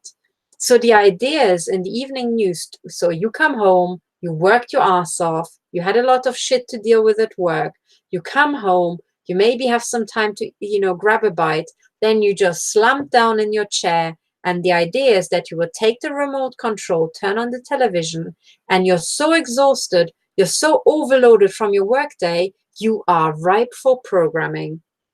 You basically had a mini, version of trauma-based mind control done to you. You're so totally fucked, right, from your workday that you are defenseless. And that's why the evening news is perfectly timed to be after dinner. So you had already enough time to get home from work and eat something. So you're, not so grumpy, so that you're actually paying attention. Okay, you have enough blood sugar that you can actually absorb information. Otherwise, you'll just zonk out and they can't program you. And then you're ready for shock therapy. So after 8 or 10 or 12 hours at work where you got blasted by your boss and customers and colleagues, and then you had the commute home, and then you're hungry, and then your partner was bitching because she had a shit day as well, and then you eat dinner, and then you're both exhausted, and you sit down, and what are you shown first? And look carefully what the evening news starts with. You're being shown war, right? And pestilence and death. And then they continue, right? Hammer, hammer, hammer, hammer. And then it's the weather, right? And it's sport at the end. And then you've got some good news. And the sugar at the end, you know what that's for? It's not because they're nice and they want you to have, a good feeling as you're going into the evening. No. The sport, the nice bit at the end is so that you remember that. It's like, oh, it's sport. Isn't this fun? And look, yeah, these people won. Yay. And then it's the weather. Oh, it will be sunny tomorrow. Oh, we could do this on the weekend. It's really nice. They fill your head with a sugar coating on top, right? And what that is for is that you come back for more tomorrow. Do you see? Next day, when you again got fucked over by your boss and your clients and your colleagues and, got properly mangled through the commute, and you come home exhausted, when you slump down into the sofa, what you do? You think, I wonder what the sports results are. I wonder what the weather will be like tomorrow. Will tomorrow be just as shit a day as today? Right? And then you turn on the TV and again, you will get blasted with the negative stuff. Now, what does that achieve? The negative stuff, it's about cognitive overload. And you know what that is for? It's to fill your negativity buffers to the absolute top. If your, boss just happened to have been nice to you, or your clients gave you a good day, or because you got a raise, or maybe your partner wasn't a bitch or a total dick when you came home, and you still have, room to absorb negativity, it has to be filled at all costs. And you know why? Because there's a fucking genocide happening around you. Okay? People want to kill you. And they wanted to kill you and your family already at the start of the 20th century. They made plans to cull you all. Okay? They had plans ready to cull you all before they had TV.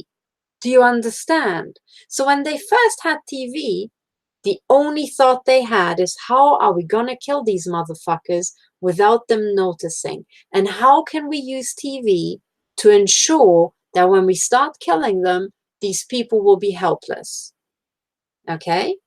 That was the only point of TV. And that's why TV programs are called programs, because they program you. Okay?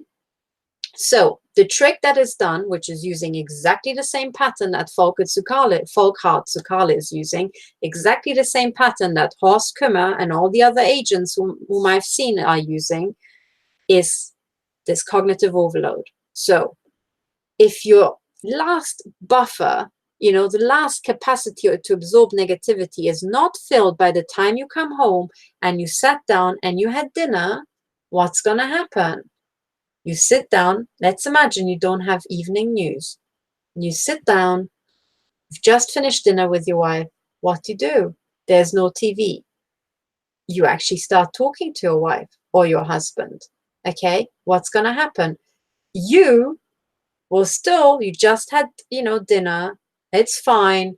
Dinner made you forget the shit day you had. You've replenished your bullshit buffer. Your bullshit buffer is empty now.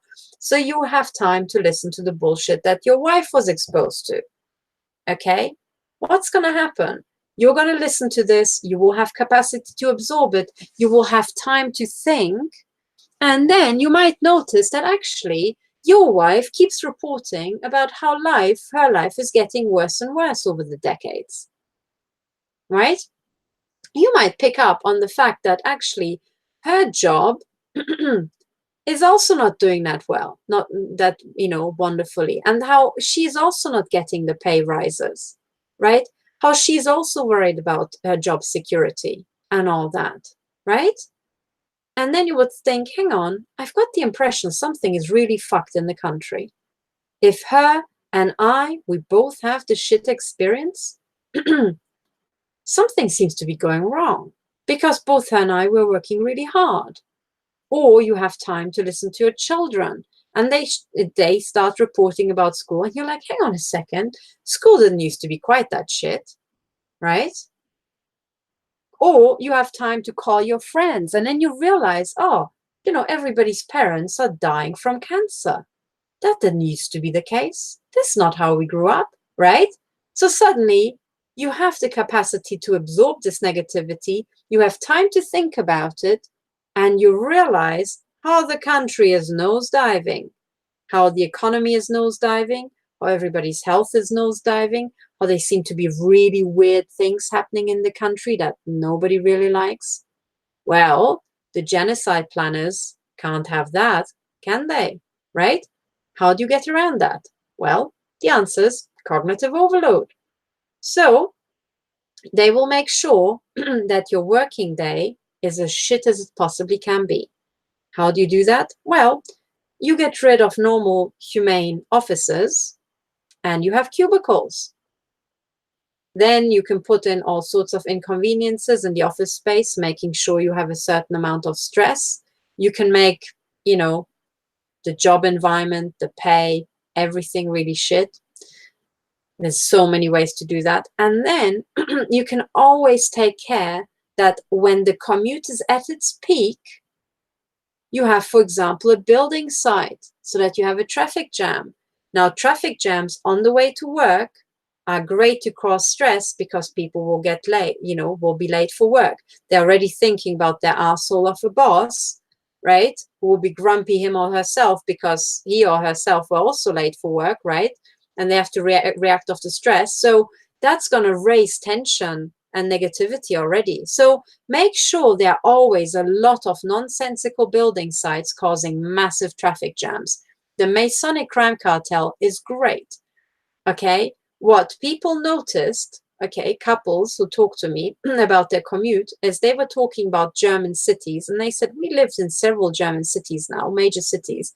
And what you realize that there are certain phases in the year where simultaneously there would be building sites on all the major roads leading into the city center. And we don't understand why. And I was thinking, I understand why, because on those times when those building sites had to cause the traffic jams, to cause stress, to cause just negativity, to cause, negativity, cognitive overload, that is exactly the time when the government was pushing through something really negative that they didn't want anybody to have the capacity to think about or absorb.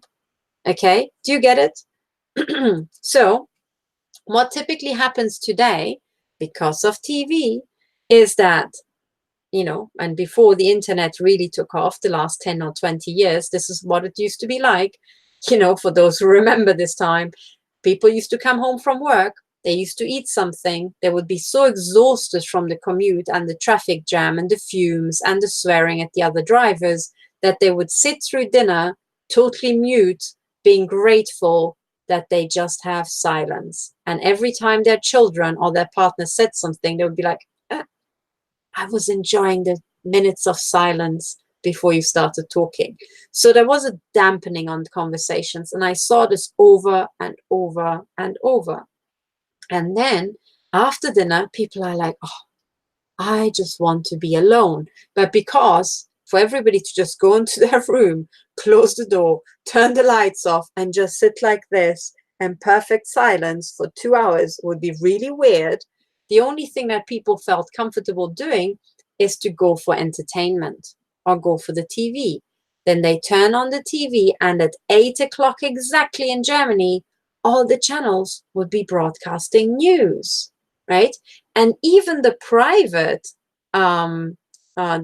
broadcasting agencies that wouldn't be associated with government ostensibly would also honor the news times. Okay, in Germany it used to be 15 minutes of super intensive war reports, right, and pain and agony in the world. Okay, 15 minutes, and it just went like bam, bam, bam, bam, bam. Okay, so then you go for entertainment, but you have to sit through those 15 minutes, and you really don't want to talk to your family because they're just as pissed off as you are. So you all sit down in silence, and you let yourself be programmed by the government, who will give you an extra load of negativity.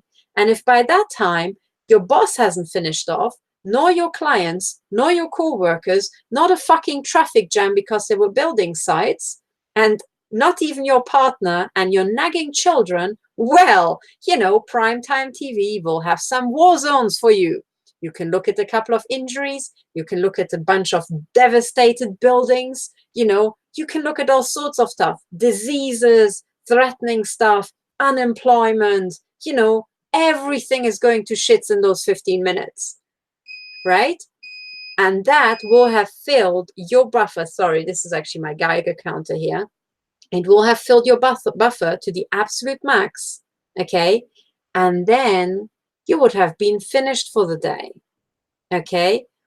By that time, the only thing you and your partner can do is ensure that the kids are in bed as quickly as possible because they really couldn't be taking the nagging. And then you will be just slumping down in perfect silence, not talk to each other for 2 or 3 hours until you go to bed. And during that time, the cartel would make sure that you would have the most entertaining, movies to watch that they had on offer, right? They would spring up an entire industry of generating movies that you can watch for free with your TV set for free. You don't even have to go to the cinema and watch these. You can watch them at home. Why? Because they had to fill the time that you had left to talk to your spouse or your partner and find out what's really fucked up about your life, right? And that's it. Problem solved. And then you do that 5 times during the week. And by the time you get to the weekend, most people's heads are so filled with negativity, you would want to ensure that on the weekend, you are as happy as you possibly can be. So nobody, after you spend Saturday shopping, right, and, dealing with everything again while you're shopping for food with your family, right, nobody would ever bring up something massively negative unless they had to. So all the niggling things about work, all those niggling negative observations that you might, if you had a perfectly calm life, would spend hours discussing with your partner, well, that falls away, right? And next thing you know, you've got weather warfare, your economy's gone to shits, there was a financial crisis, they've got GMOs in the food, they've chipped your children, and they're irradiating you to death. How did this happen? How come nobody saw that coming? Well, because nobody had the time, and when they had, they couldn't take the negativity. That's how. Do you understand? So it's not just getting super long, super bullshit emails from these agents. No, that is just a mini version of a template that is deadly. that has brought about a live genocide all across the entire fucking planet. Okay? And the key is one template that one clever but very fucked up person or group of them thought up, and that is use cognitive overload to fill people's buffers. Brilliant, isn't it? Okay, but you have to know it, and you have to know that, and I will give you some examples to finish off here, okay? When you do see this in action, okay, pick up on this. Are they trying to overload my thinking capacity? Are they trying to overload my capacity to deal with bad news? Or are they trying to overload me in one other way? Okay. And then when you notice that, you have to declutter. You have to just go, whew, whew, you know, off, no negativity, out, out, out. Find your inner core and start to analyze. So first of all, put in a distance between you and what's going on, right? Look at it kind of, you know, dispassionately and say, okay, all this negativity, is this negativity, first of all, really bad? Yes, no. Okay, is it fake? Yes, no. And then, does it affect me right now, personally, or does it not? Okay, now, when you're thinking about this, does it affect me personally, right now, directly? What you first of all cut out is war zones around the world in other countries but yours. It doesn't mean that you shouldn't care about them, but what it means is that you really shouldn't be. That's not your top priority to care about during the week when you come home and you haven't even spoken to your family and your spouse. Okay? So your top priority when you only have 2 or 3 hours left in the day, your top priority is your family. You start with the inner unit. Is everybody okay? Are your children happy? If they're unhappy, what exactly happened? And discuss it in great detail. Spend all your time and whatever capacity you have left for negativity on the negativity that is in your family and get that out of the way. If people would do that regularly, we wouldn't have so many divorces. If people would do that regularly, a lot more parents would be helping their children in school, right? With their school homework, that would cut down a lot of struggling students and. But instead, you know, the parents are still with their work and the commute and, you know, war in some remote war zone thinking, oh my God, the country's going to shits. And they are missing exactly what's in front of their nose, right? Now, when you have taken care of all that, right, that is when you have time to think about a war zone in a country that you can't really take, you know, do much about unless you really start campaigning your entire Congress and Parliament and all that, right? So that takes a lot of work. So why should you be spending your weekdays doing that? It should be the other way around.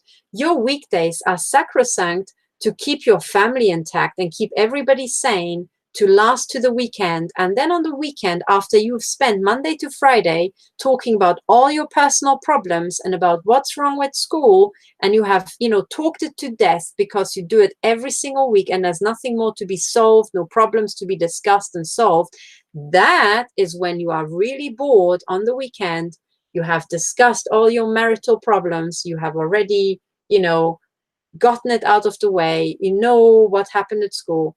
And then suddenly you've got the weekend and you've got everything. You've got your hands free.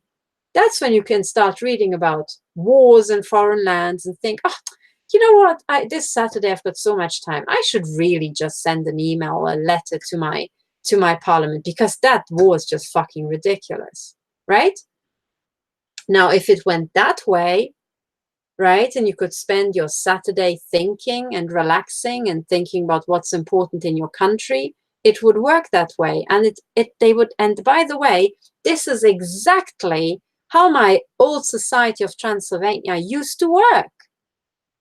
Because we didn't have TV. Well, we did have TV, but it only showed the fucking dictator who was a moron for 2 hours per day, and that was it, right? And the rest of the time, we were blissfully free of cartel programming. So what people did is they came home and they, you know, everybody let off steam over dinner and they were just talking, so that by the time dinner was finished, every problem was known and discussed and, you know, had been sweared about, and then everybody was happy, and we spent the rest of the evening kind of like getting over it and relaxing. And yeah, and by the time you got to Friday, you were like, I'm so bored of talking about my own problems. I've done it 5 times already for several hours. Phew, you know, it's the weekend. Yay! Hooray! We don't have any problems. Right? I mean, the world wasn't super rosy, of course, right? There was still divorce and all that, but there was a lot more of a sense of community, right? There was a lot when I went to couples, they were like this. They knew each other's problems inside out. The parents knew the problems of their children at school inside out. These days, when I was teaching school students, the parents had no idea. Their parents didn't even know what their children were learning at school, right? So something happened to take our society from this to that. And that was not just TV, it was TV plus a lot of behavioral modification, a lot of psychologists working for the Tavistock Institute and a bunch of others, right? And figuring out exactly what to do to fuck us over. And why did they want to do it? Well, because they had something really big and ugly to hide. And what's the ugliest thing you can think of? Genocide. The genocide of you and your family. And guess what? That's exactly what they wanted to hide, right? And that, the badness and bigness of that explains why they spend so much money investing in figuring out how to make you not see the obvious.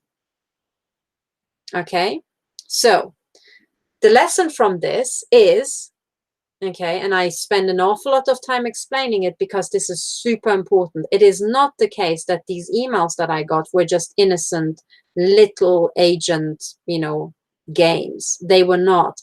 Every single one of them is deadly or can be deadly in itself. The first example, I remind you, was me getting a letter from a real-life Five Eyes intel agent threatening me that I will get arrested and chipped and, you know, tortured and maimed, pretty much by induction. I can conclude that, right, by the Five Eyes crime cartel if I as much as dare to come to Canada to testify at a common law court hearing that Kevin Annett is organizing. Pretty big deal, right? So what that means is that they are letting me know, using the powers of the NSA and the powers of GCHQ, you know, spying on my Google Hangouts conversation with Kevin Annett, that they have the power to arrest me, like they arrested Kevin Annett. And remember, I think he spent the night, you know, overnight there. And of course, you wake up the next day thinking, oh, I'm fine. But then again, I woke up every day of my life thinking, hey, I'm fine. And I ended up with a fucking chipset. Right? So something happened during one of those nights. So they are letting me know that they have the power, and there's this big and dark and evil network ready to jump if as much as I cross the pond to go to testify. So if you roll it back, it means that these criminals had the time to build up this big and bad architecture, and none of the Canadians cottoned on to this. Right? And as much as it can turn on me, it can turn on them. Right? That was email number 1. When you start thinking, right, and you start analyzing what you just got there, worlds open up, right? And that's exactly it. That's why we have to keep thinking. So the smallest blip, the smallest, you know, oddity can open worlds, right? Now, what was the second email again? The second email was, God, I was so focused on what I wanted to say about the third, I forgot what the second thing was about, because I get so many of them, honestly. The second thing, oh, yes, that was Greg, right? Greg repeating the email from the previous day. Now, the second set of emails, what that was about, it was about psychological manipulation and coming in under your radar, under your emotional and cognitive radar, to come across like we've always known each other. Look, we're in the middle of a conversation. I'm just replying to you.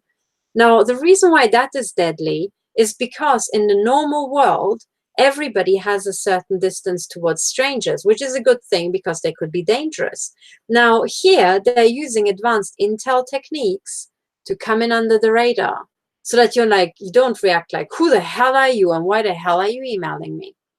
This is what I should have said, right? But instead, it's like, ooh, we're praising you. Look, you're doing great work. You're right. It's a satanic world. You're right. You're always right. Look, when I talk to intel agents, I'm always right. I'm never wrong.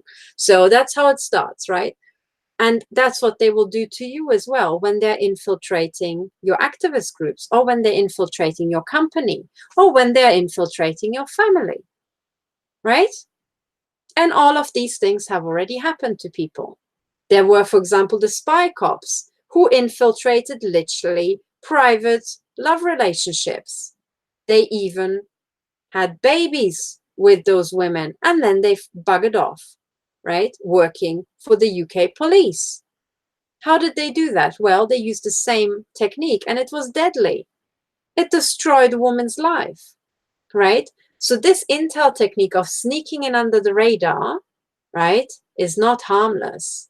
So watch out for it. Watch out how people sneak in under the radar. The infiltration problem and this problem of people coming in, getting you to rely on them just to move away that support exactly when you need it and flip over a project. Well, as you know, just happened to have happened to me several times, right?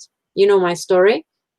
And it fucked over a project of mine royally every single time it happened, right? But then again, before that, I didn't see it coming. I had so much trust, which was clearly misplaced, right? So you saw it happen to me, despite my best attempts and despite my best intentions. Now there, okay, it did a lot of collateral damage, but hey, I'm continuing and I'm in a war zone, so people just expect that it will just be like water off a duck's back, right? But then again, there's always psychological trauma. You get physically injured, and it's not, well, sometimes physically, sometimes psychologically injured, and so on and so on. It's kind of scars you. And that is also goal of this, right? We're meant to be scarred. And then on a higher level, this sort of infiltration has now happened in the media, in the police services, in our hospitals, in our judiciary. And suddenly we're meant to end up in a world where there's so much infiltration and we've been disappointed so many times that we stop trusting others. Okay? And that's another thing that these intel agents do. Eventually they will reveal themselves so that you stop trusting people. So that you keep thinking like, oh no, oh no. And that is what I get from the victims who have been really gang stalked and psyoped and their family has been infiltrated and so on. It cuts so deep that eventually they get deeply, deeply traumatized by this. And they feel they can't trust anybody because, oh God, eventually this person too will betray me. This person will hurt me one way or another, right? And that's the goal that these intel agents want to achieve. But the truth is that everybody needs attachment. Everybody has some sort of attachment needs or wants to feel protected, wants to feel safe, wants to feel like they have friends, they have a social circle, something you can rely on to build your life, something to fall back on if something happens in your life, right? That is the truth. This is what most normal people are like. Now, when you get a group of people who go counter that and keep just bashing people and subverting people, well, as I said to you in the beginning, if it's totally the opposite, it's intel agents. It literally is intel agents, and keep that in mind. So anyway, I was banging on for long enough. It was a very hard topic because when I start one of these broadcasts, I never really know how I will end up explaining it to you. And because I've never done it before and I've never put on a lecture course on this, and I don't really have the time to prepare a lecture course. It's very, very difficult. I've got these thoughts and insights in my head, and then I have to get them from my head somehow into your head for you to understand and apply it in your life in these broadcasts. And I'm not sure how well I do, but, you know, I hope I did my best. The most important is that the most important aspect of this broadcast is this. Number one, keep your eyes open. Number two, be aware that there are set templates that these people are taught to use, and these templates will reach from the smallest scale of like a stupid little email and how to write that following an Intel script, all the way to the big plans of how to subvert entire nations, how to topple governments. But the key insights of how to subvert people and trick them and deceive them are actually surprisingly similar between the smaller scale and the big scale plans. Okay? And that's because in every system, when you want to pull off something big, you would copy what already worked before in the small scale. So this is why you end up with big plans that are actually very similar to the original small version. But for this reason, you can really analyze what is this little email about? How does this email work? How does it trick me? And if you recognize the fundamental mechanisms, the fundamental cognitive fallacies we humans have that these criminals are trying to exploit, well, once you've seen that, you can apply it in the big cases when they are subverting governments. It will be exactly the same.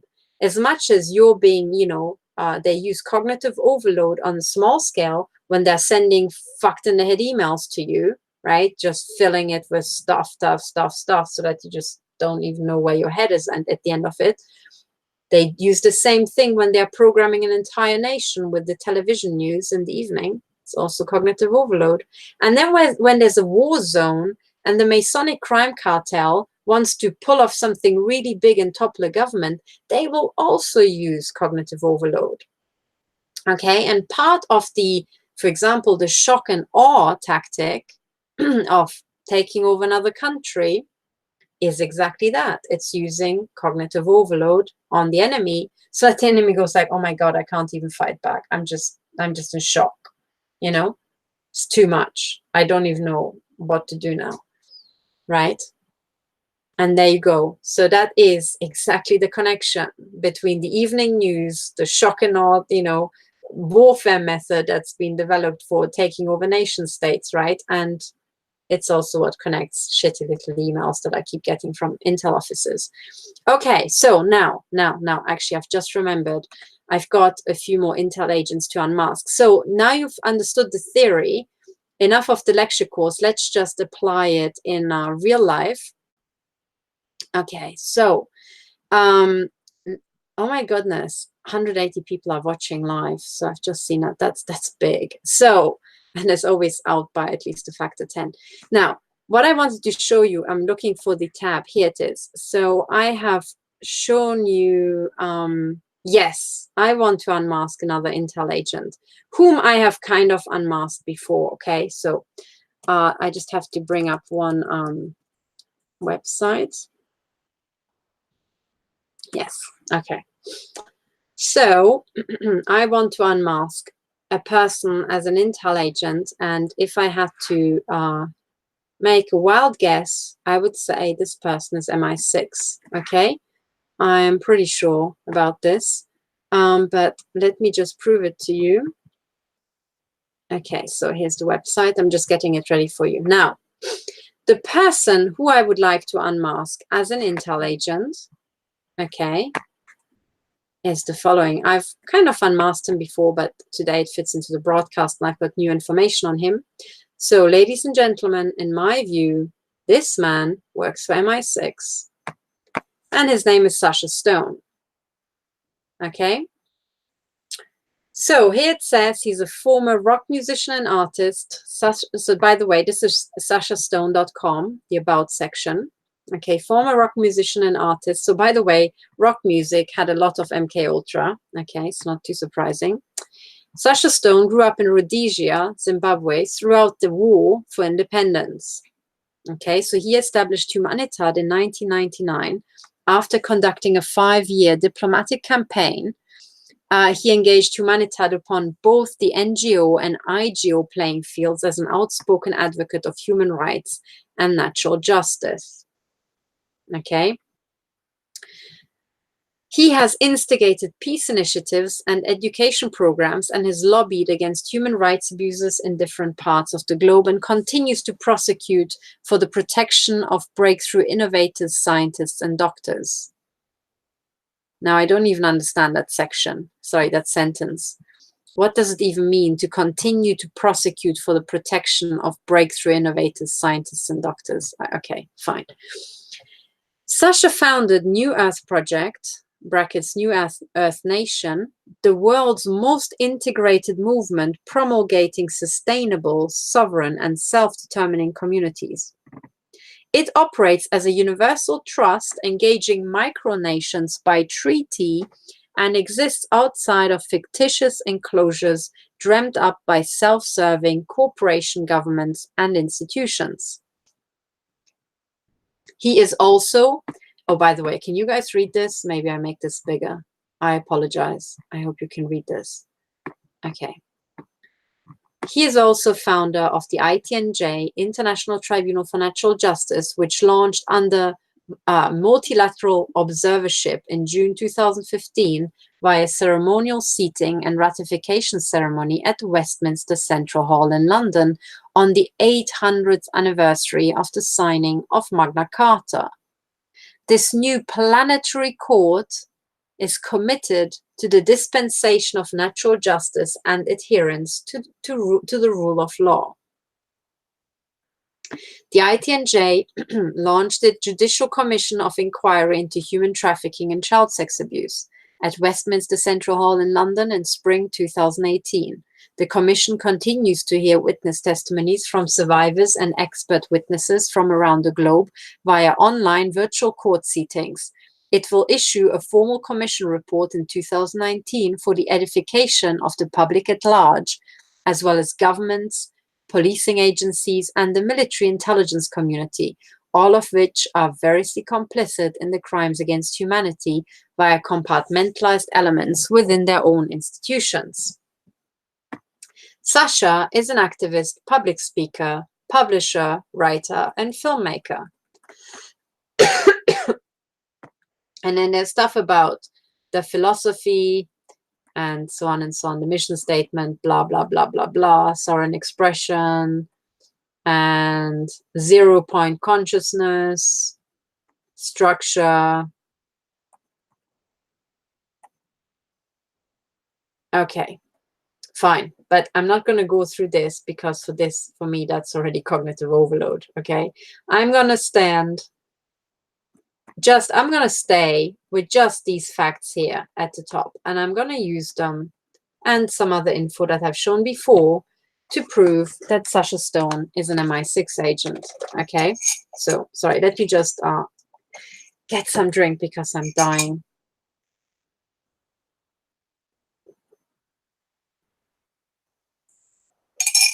So, excuse me. Now that I have my voice back, as you were staring at this image, what did you notice? Okay. You have Sasha Stone there.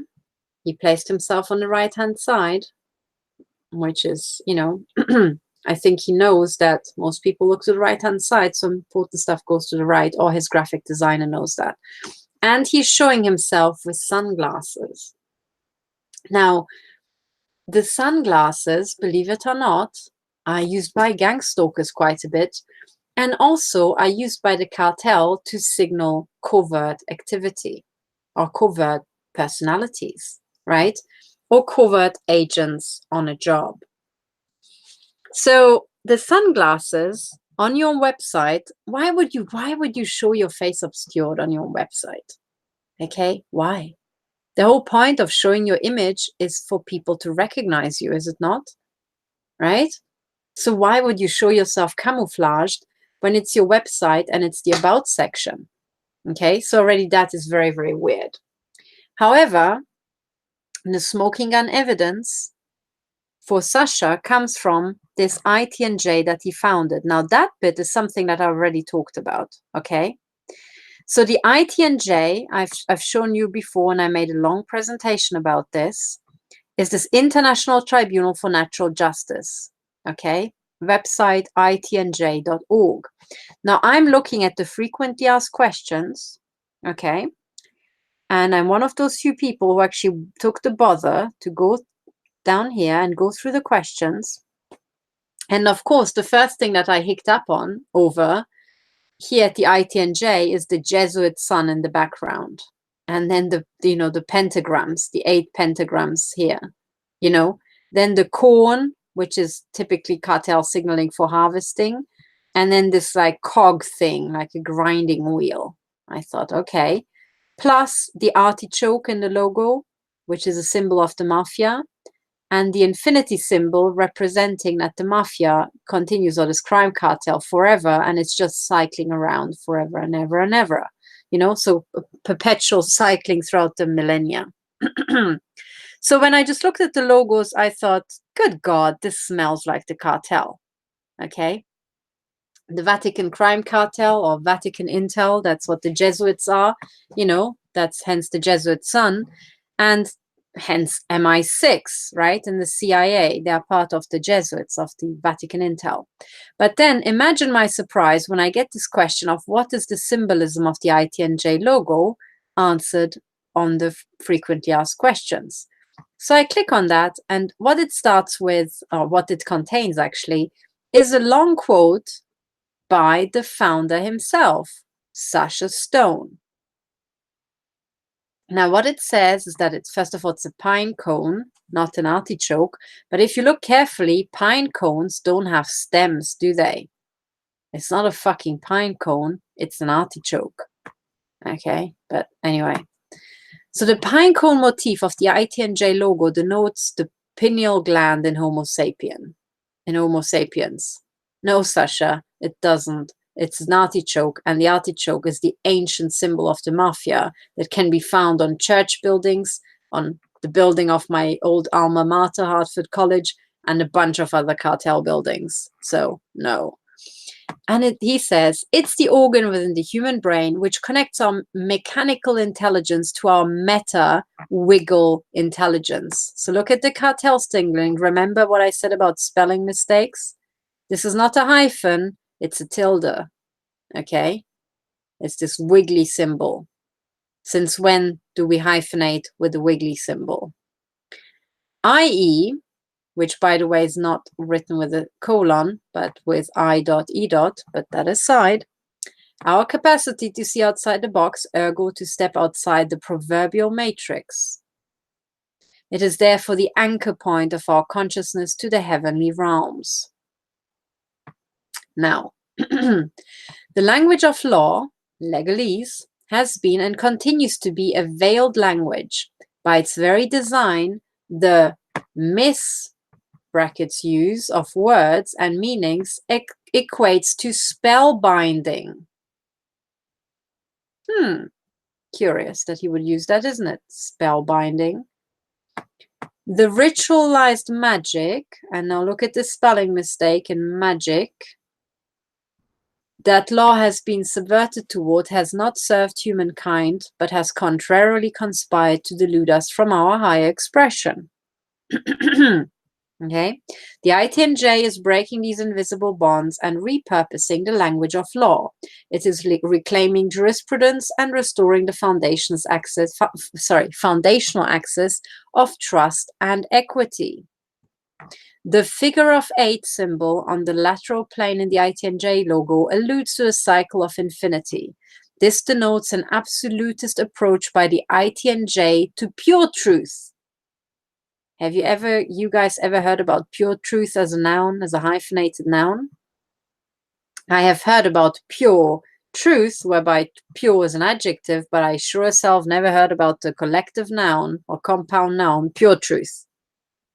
That apparently exists because Sasha Stone is using it. So pure truth is not by degrees, and where it is enshrined will ever serve to anchor the heavens to the causal realm. Blimey, I thought, that's a, that's a heap of old bollocks. But anyway, let's analyze it and let me blow it up a bit. Now, let me just make it a bit bigger so that you can read this better. I hope this is good. So, what in this quote alone by Sasha Stone proves that he's a member of the crime cartel, or of the intel cartel rather, is the fact that he uses the word spellbinding.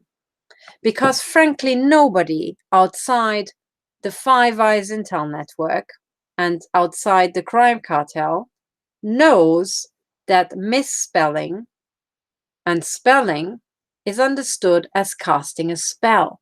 And that's because, it's a bit, it's not really part of our common everyday usage, is it? However, if you work in the crime cartel where it's about magic, as in deceiving people, deception, then people who have set up the world of intel would have thought along those lines and would have chanced across this double meaning. Okay? Therefore, it follows that spellbinding is something that would be very common in the world of intel and the crime cartel, but highly uncommon in the normal world. And you can test my statement by just, putting it to your friends and family. If they think that misspelling words is casting a spell on somebody, most people will probably look at you as if you were funny in the head, right? But as part of the crime cartel, that is exactly common language, okay? And by the way, I can prove this to you. If you go to the Snowden leaks and you open that GCHQ document, which I'm sorry I don't have to hand right now, but the GCHQ JTRIG leaked documents, you will see a slide where GCHQ says that they're looking to recruit cyber magicians. Why do they say that? Well, because they want people who practice cyber deception.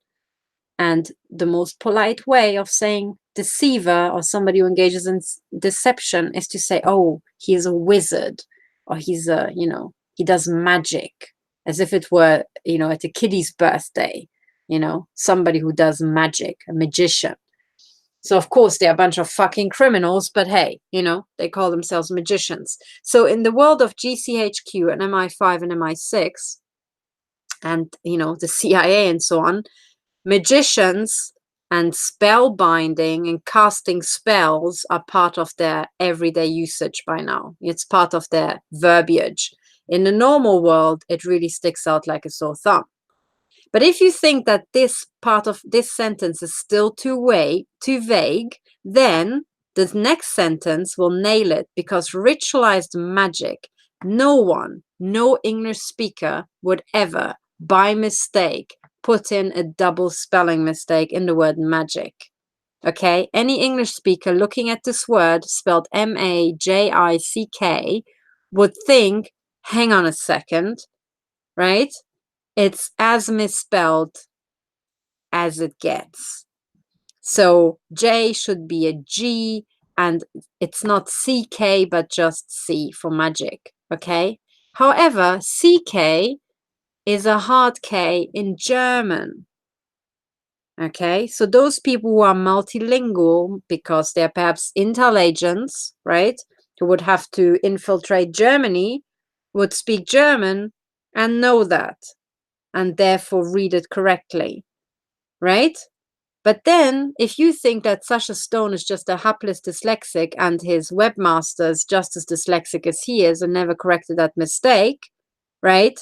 Then also, what is the coincidence of misspelling a rather simple word like magic that people have seen written quite a lot, and then misspell it twice, and then misspell it in such a way that it actually equates to cartel signaling? And would be preceded by the word ritualized. Most people who think about magicians don't think about ritualized magic. But if you're a member of the crime cartel or an intel agency, rituals, funnily enough, are something that you would do quite a lot. As in ritual human sacrifice, for example. Right? So ritualized magic, especially with magic misspelled, is something that would only ever crop up if it's used by a member of the cartel. Okay? Ergo, Sasha Stone is a member of the cartel, and because this shit hasn't been corrected by the webmaster, in fact, the webmaster is a member of the cartel too. Right?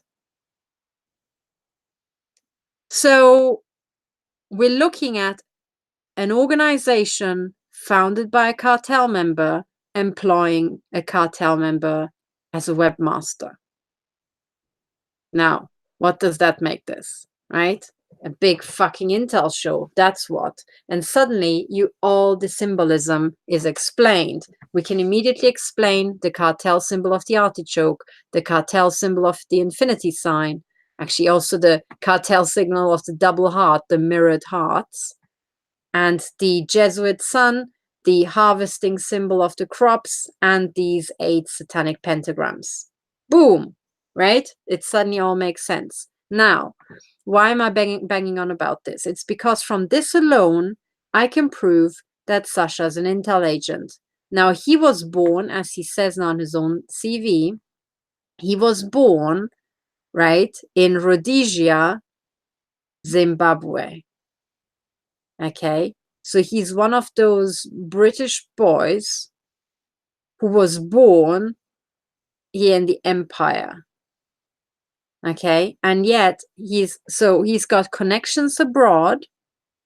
He knows another country, has intimate knowledge of another country, and he's using cartel signaling. Well, right?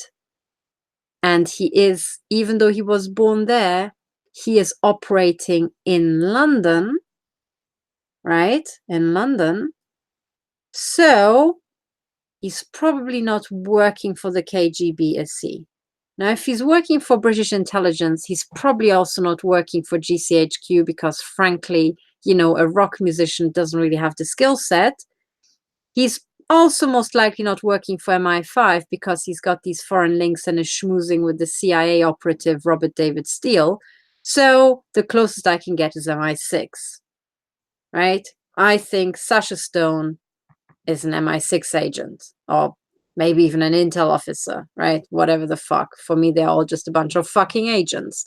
But anyway, he is most definitely MI6. Okay, now that we know all this, right, combining just, you know, his own website and his own quote, we figured out that he's MI6. What do we make of this? We can figure out that MI6 was involved in 1999 in some sort of 5-year diplomatic campaign, or that sounds like MI6, I have to say, right? Because all the embassies and all the diplomats typically are associated with intel, right? But we can also conclude that this little MI6 front was trying to get, already in 1999, it was trying to set itself up to position itself somewhere within human rights and natural justice. In other words, in the year 1999, MI6 already foresaw that there will be a big human rights crunch and that people would be clamoring for natural justice. Right? Now let's continue. So this MI6 operative has instigated peace initiatives and education programs. In other words, he infiltrated peace processes and, you know, education facilities and educational content. Okay, sounds very much like MI6. And he's lobbied against human rights abuses in different parts of the globe. Yeah, really? Well, being in different parts of the globe certainly sounds like MI6. Lobbied against human rights abuses? Well, I can't really seem to remember him to be very prominent. So whatever he did as a rock musician, he kept it low key. So most likely that was a front. That was a cover for some operation around the globe. Okay. So he continues to prosecute for the protection of breakthrough innovators, scientists, and doctors. So what this tells us is that whatever the fuck MI6 are planning here, they are aiming it at breakthrough innovators, scientists, and doctors. Well, I'm a scientist. I'm being targeted by MI6. Yeah, this just about fits, right? Okay, but now, and this is the bit that really has it, has a wealth of information in it. So Sasha founded the New Earth Project. The New Earth Project, doesn't that sound like the New World Project, like the New World Order? And then brackets, the New Earth Nation, singular, as in one global nation, as in globalism, as in global domination, as the one new world order, right? Now that is definitely MI6, right? So Sasha founded a new one world order little front organization, and it is the most integrated. The question is, integrated with what exactly? And if it's MI6, it must be the crime cartel, right? So it's fully integrated, the most integrated with the crime cartel, and it's promulgating sustainable, sovereign, and self-determining communities. Because all of this shit is crime cartel and MI6 and New World Order and one world government, you can be sure that these adjectives have a double meaning. Now, what is the double meaning of sustainable? The double meaning of sustainable is genocide. Why? Because they need to cull the population to keep it sustainable in their world, in their brainwash. Okay? So this is genocide. Everywhere you see sustainable or sustainability, just replace genocide. Sovereign. Now, look at this. Sovereign communities. What are sovereign communities? They're not talking about sovereign individuals or sovereign nations. They have a category in between, which is sovereign communities. Now, the problem is that if you truncate a country into its communities and you make them all sovereign, you break up the national cohesion. Right? And actually, we used to have this in Europe not that long ago. We used to have this in the 16th century and before, where we had fiefdoms. And these fiefdoms were perfectly sovereign and self-determining and self-governing. But what that led to is that every shitty little psychopathic aristocrat went to war with his neighbors just to get the neighbors' stuff. So it didn't really lead to stability and peace. It literally led to sovereign, self-determining, warring communities. That's what it led to.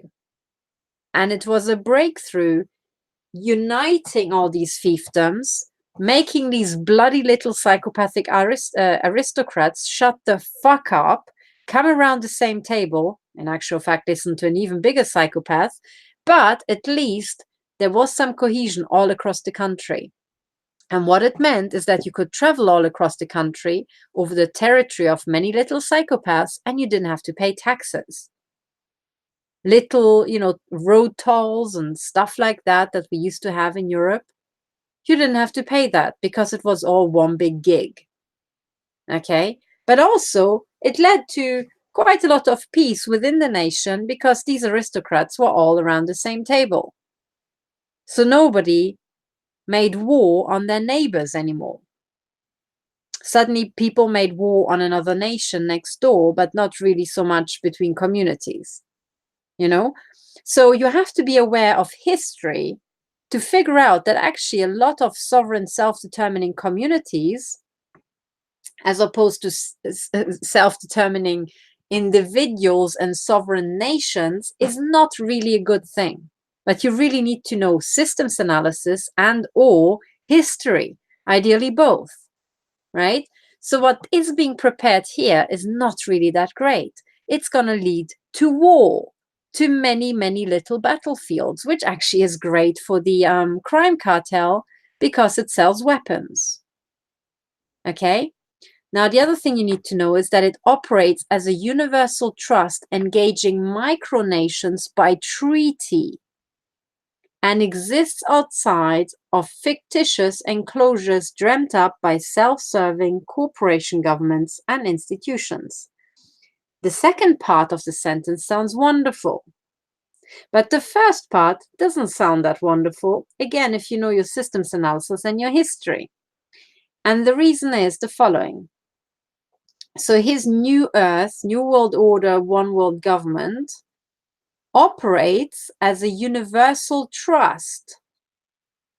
Universal trust. Do we know that from somewhere? Do we remember the trusts that are placed in our names or created in our names?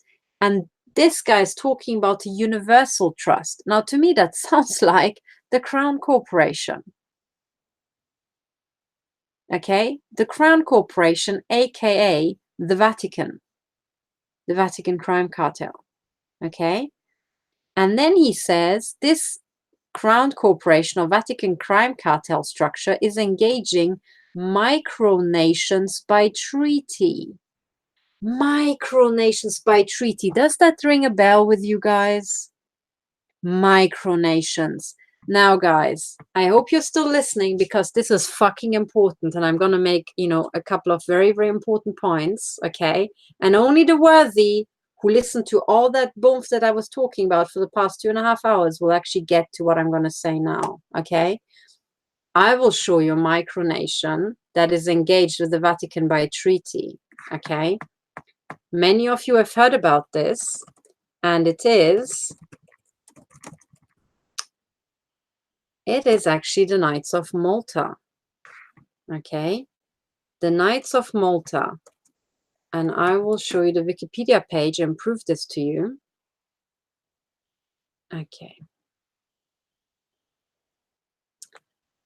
So, there are two. Okay, there are 2 pages for them. Let me just find the right one. I've got this one. And so, guys, look up on Wikipedia. Look up the Knights of Malta.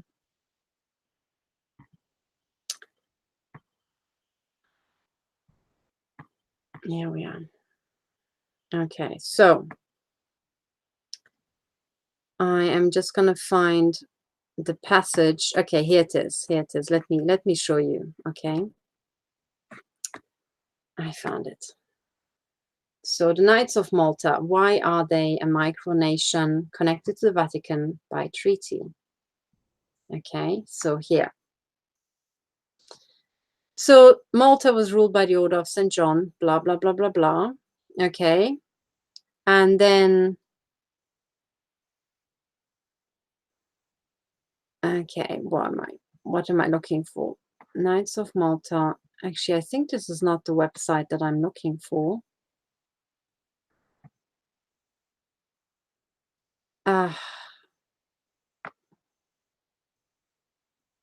Okay, sorry. Let me just very quickly. Okay, you can already. So what I'm asking you in the background as you're waiting for me to get my act together, I'm asking you to look up the Wikipedia page yourself. Okay. And let me just bring up something because I have sent the right link very recently. So I'm going to pull it up in a moment. I just have to open my email. And first of all, notice about the Knights of Malta, the Swiss colors. Okay. Also notice in that crest that they have a crown, right? So all these things. Now, what I really, really would like to talk to you about is the following. Okay.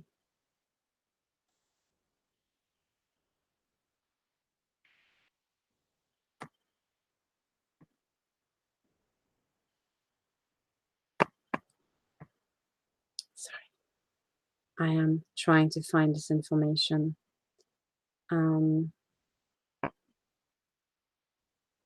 Okay, sorry, I've got it, guys. I have got it. So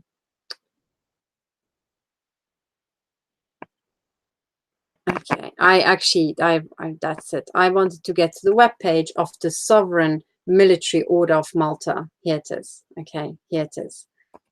So, and I'll show you where the mistake crept in. Let me share my window. Here we are. Okay, so guys, you're gonna learn something big today. Look up the Wikipedia page for the Sovereign Military Order of Malta. The page I was on before was the history of Malta under the Order of St. John. Okay? Forget that. I wanted to get through to here. The Sovereign Military Order of Malta. You can see same flag, coat of arms here. Okay? Now, the reason why this is important, very, very important, is that here it says that the Order of Malta, okay, so this is the collective of the Knights of Malta, and because these are knights, that's why it's a military order, okay. In terms of international law, it is an establishment of the 19th century recognized at the Congress of Verona of 1822, and since 1834 headquartered in Palazzo Malta in Rome, okay. So since the 19th century, the military order of Malta, and note the word sovereign, they are sovereign too. So the Sovereign Military Order of Malta has been recognized under international law. Okay, very, very, very important. Now, if we scroll down to here, the Holy See, as in the Vatican, was established as a subject of international law in the Lateran Treaty of 1929. I mean, open brackets, the Vatican has been, the fucking father of international law and international this and that. So it existed also before then. What they mean is that in 1929, they made it official, right? And kind of permanent in an official capacity. Okay, that's what they mean. By 1929, so many people were asking what the fuck the Vatican was and what it stood for, that you had to give it an official cloak under international law. Okay, that's what they mean. But anyway, so the Holy See is also a subject of international law. And in the following decades, the connection between the Holy See and the Order of Malta was seen as so close as to call into question the actual sovereignty of the order as a separate entity. This has prompted constitutional changes on the part of the order, which were implemented in 1997, not that long ago. Since then, the order has been widely recognized as a sovereign subject of international law in its own right. Okay? Now, talk about micronations. So under international law, this means that it is actually a nation of its own. And look, it maintains diplomatic relations to 107 states, has permanent observer status at the United Nations, enters into treaties, and issues its own passports. Right? That's a passport of the military order right there. Okay? That's a micronation. So the Order of Malta is a sovereign micronation, and it enters into treaties, and they had to set themselves up to appear different, so separate from the Holy See, as in the Vatican, as in the Order of Malta is now connected to the Vatican by a treaty. Okay, so we've got the keyword sovereign. This is a micronation, and it's connected to the universal, trust, as in the Vatican, by a treaty. Get it? Get it? Okay. Now, how micro is this micronation? The order has 3,500 knights, dames, and auxiliary members. A few dozen of these are professed religious. As in, most of them don't give a shit about religion. That's not what they're there for, right? And remember, they are a military order And each one of them would be living in their own respective countries, because there is no country called, the sovereign country of the Military Order of Malta. So the Knights of Malta all have a second passport in their respective nations, but their military order with foreign allegiance to a micronation, which makes them foreign spies in their nation states, in their home countries. Get it? And they're not just any old spies, they are military order, which makes them military intelligence. In other words, the Order of Malta is a global military intelligence micronation, and it looks as if it's sovereign, and it's connected to the Universal Trust, aka the Crown Corporation, by a treaty. Right? Now, the order employs about 42,000 doctors, nurses, auxiliaries, and paramedics, assisted by 80,000 volunteers. Now, guess where the gang stalkers are? In more than 120 countries. Right? And then it goes on about how they assist children, homeless and handicapped, and elderly and terminally ill people, but they don't really tell what they assist them with. And I would just, most humbly submit that they assist them in dying. That's what they do. They are military intelligence order, for goodness sake. They're not a medical order or charitable order. They are military intelligence order, right? They are micronation of military intelligence operatives in foreign countries. Are they going to be helping the homeless? No, they're going to be killing the homeless and the handicapped and the elderly, and especially the terminally ill people, because there you have plausible deniability. And they will also be killing refugees and lepers around the world without distinction of ethnicity or religion. In other words, they're such psychopaths, they don't give a fuck. Right? And let's not talk about the children here. Okay? Now, these are all my allegations here, but I'm trying to back up these allegations by getting home to you that when you're talking about a military order, they are not a charitable order. They are not a medical order.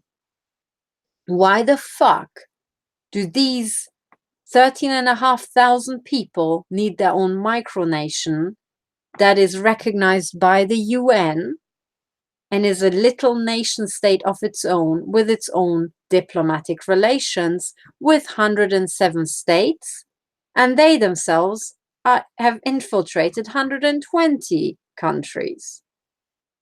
Right? Why do you need this? What is the point of this, right? If you didn't know anything about the Military Order of Malta, you would have to ask this question, right?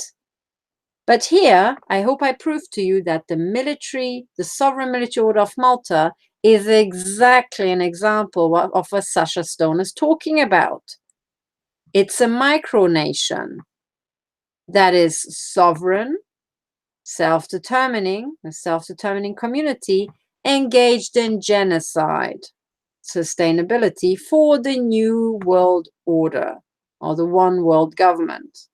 And it's connected to the Universal Trust, aka the Vatican Crown Corporation. Can you see that Sasha Stone has put together such a concatenation of weirdness here, and it just so happens to fit the Knights of Malta. Isn't that funny? It just so happens. I don't know how this came about, but it just so happens. Right? Fuck me, what coincidence. Now, of course, it's not coincidence, right?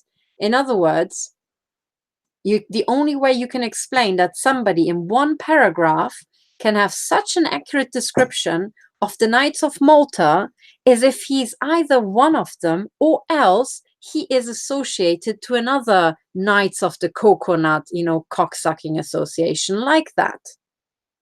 Right? And I can tell you something.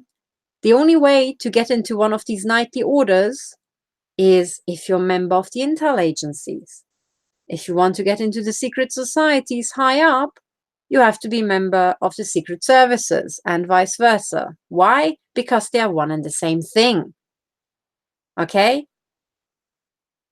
It's not by coincidence that you have a military order being rather secretive, but rather all pervasive and really high up, right? This, ladies and gentlemen, is a secret society. Okay? Not that secret, but then again, no society is that secret. This is a secret society, but it's also Military Intelligence Association. So it is a secret service. Do you see? A secret society is always a secret service, and a secret service is always a secret society. It always is, right? So the two are one and the same thing. Now, once you've understood this subtle point, okay, a lot of things should become clear and in the world. So in other words, I've already from a different source, namely the reference to the ritualized magic and the spellbinding, figured out that Sasha Stone is intel, okay, a cartel member, and actually really high up, because only the high up members can, put on a show like the ITNJ and be quite this open in the FAQ. Okay. Now, when you're doing all this, stupid ninnying around with ritualized magic in London and you're from elsewhere, it places you squarely into the services of MI6, right? So, and this MI6 dude on his own website in the about section. So what is this guy about? Well, first of all, the sunglasses tell me he is about covert identity, covert operations. MI6. He is about the New World Order One Government project. And his is one of the most integrated movements. In other words, he's really high up in the cartel. He's really integrated. He's so cartel, even his pencil cases cartel, even his pencil and pen in the pencil cases cartel. It's that fucking integrated, right?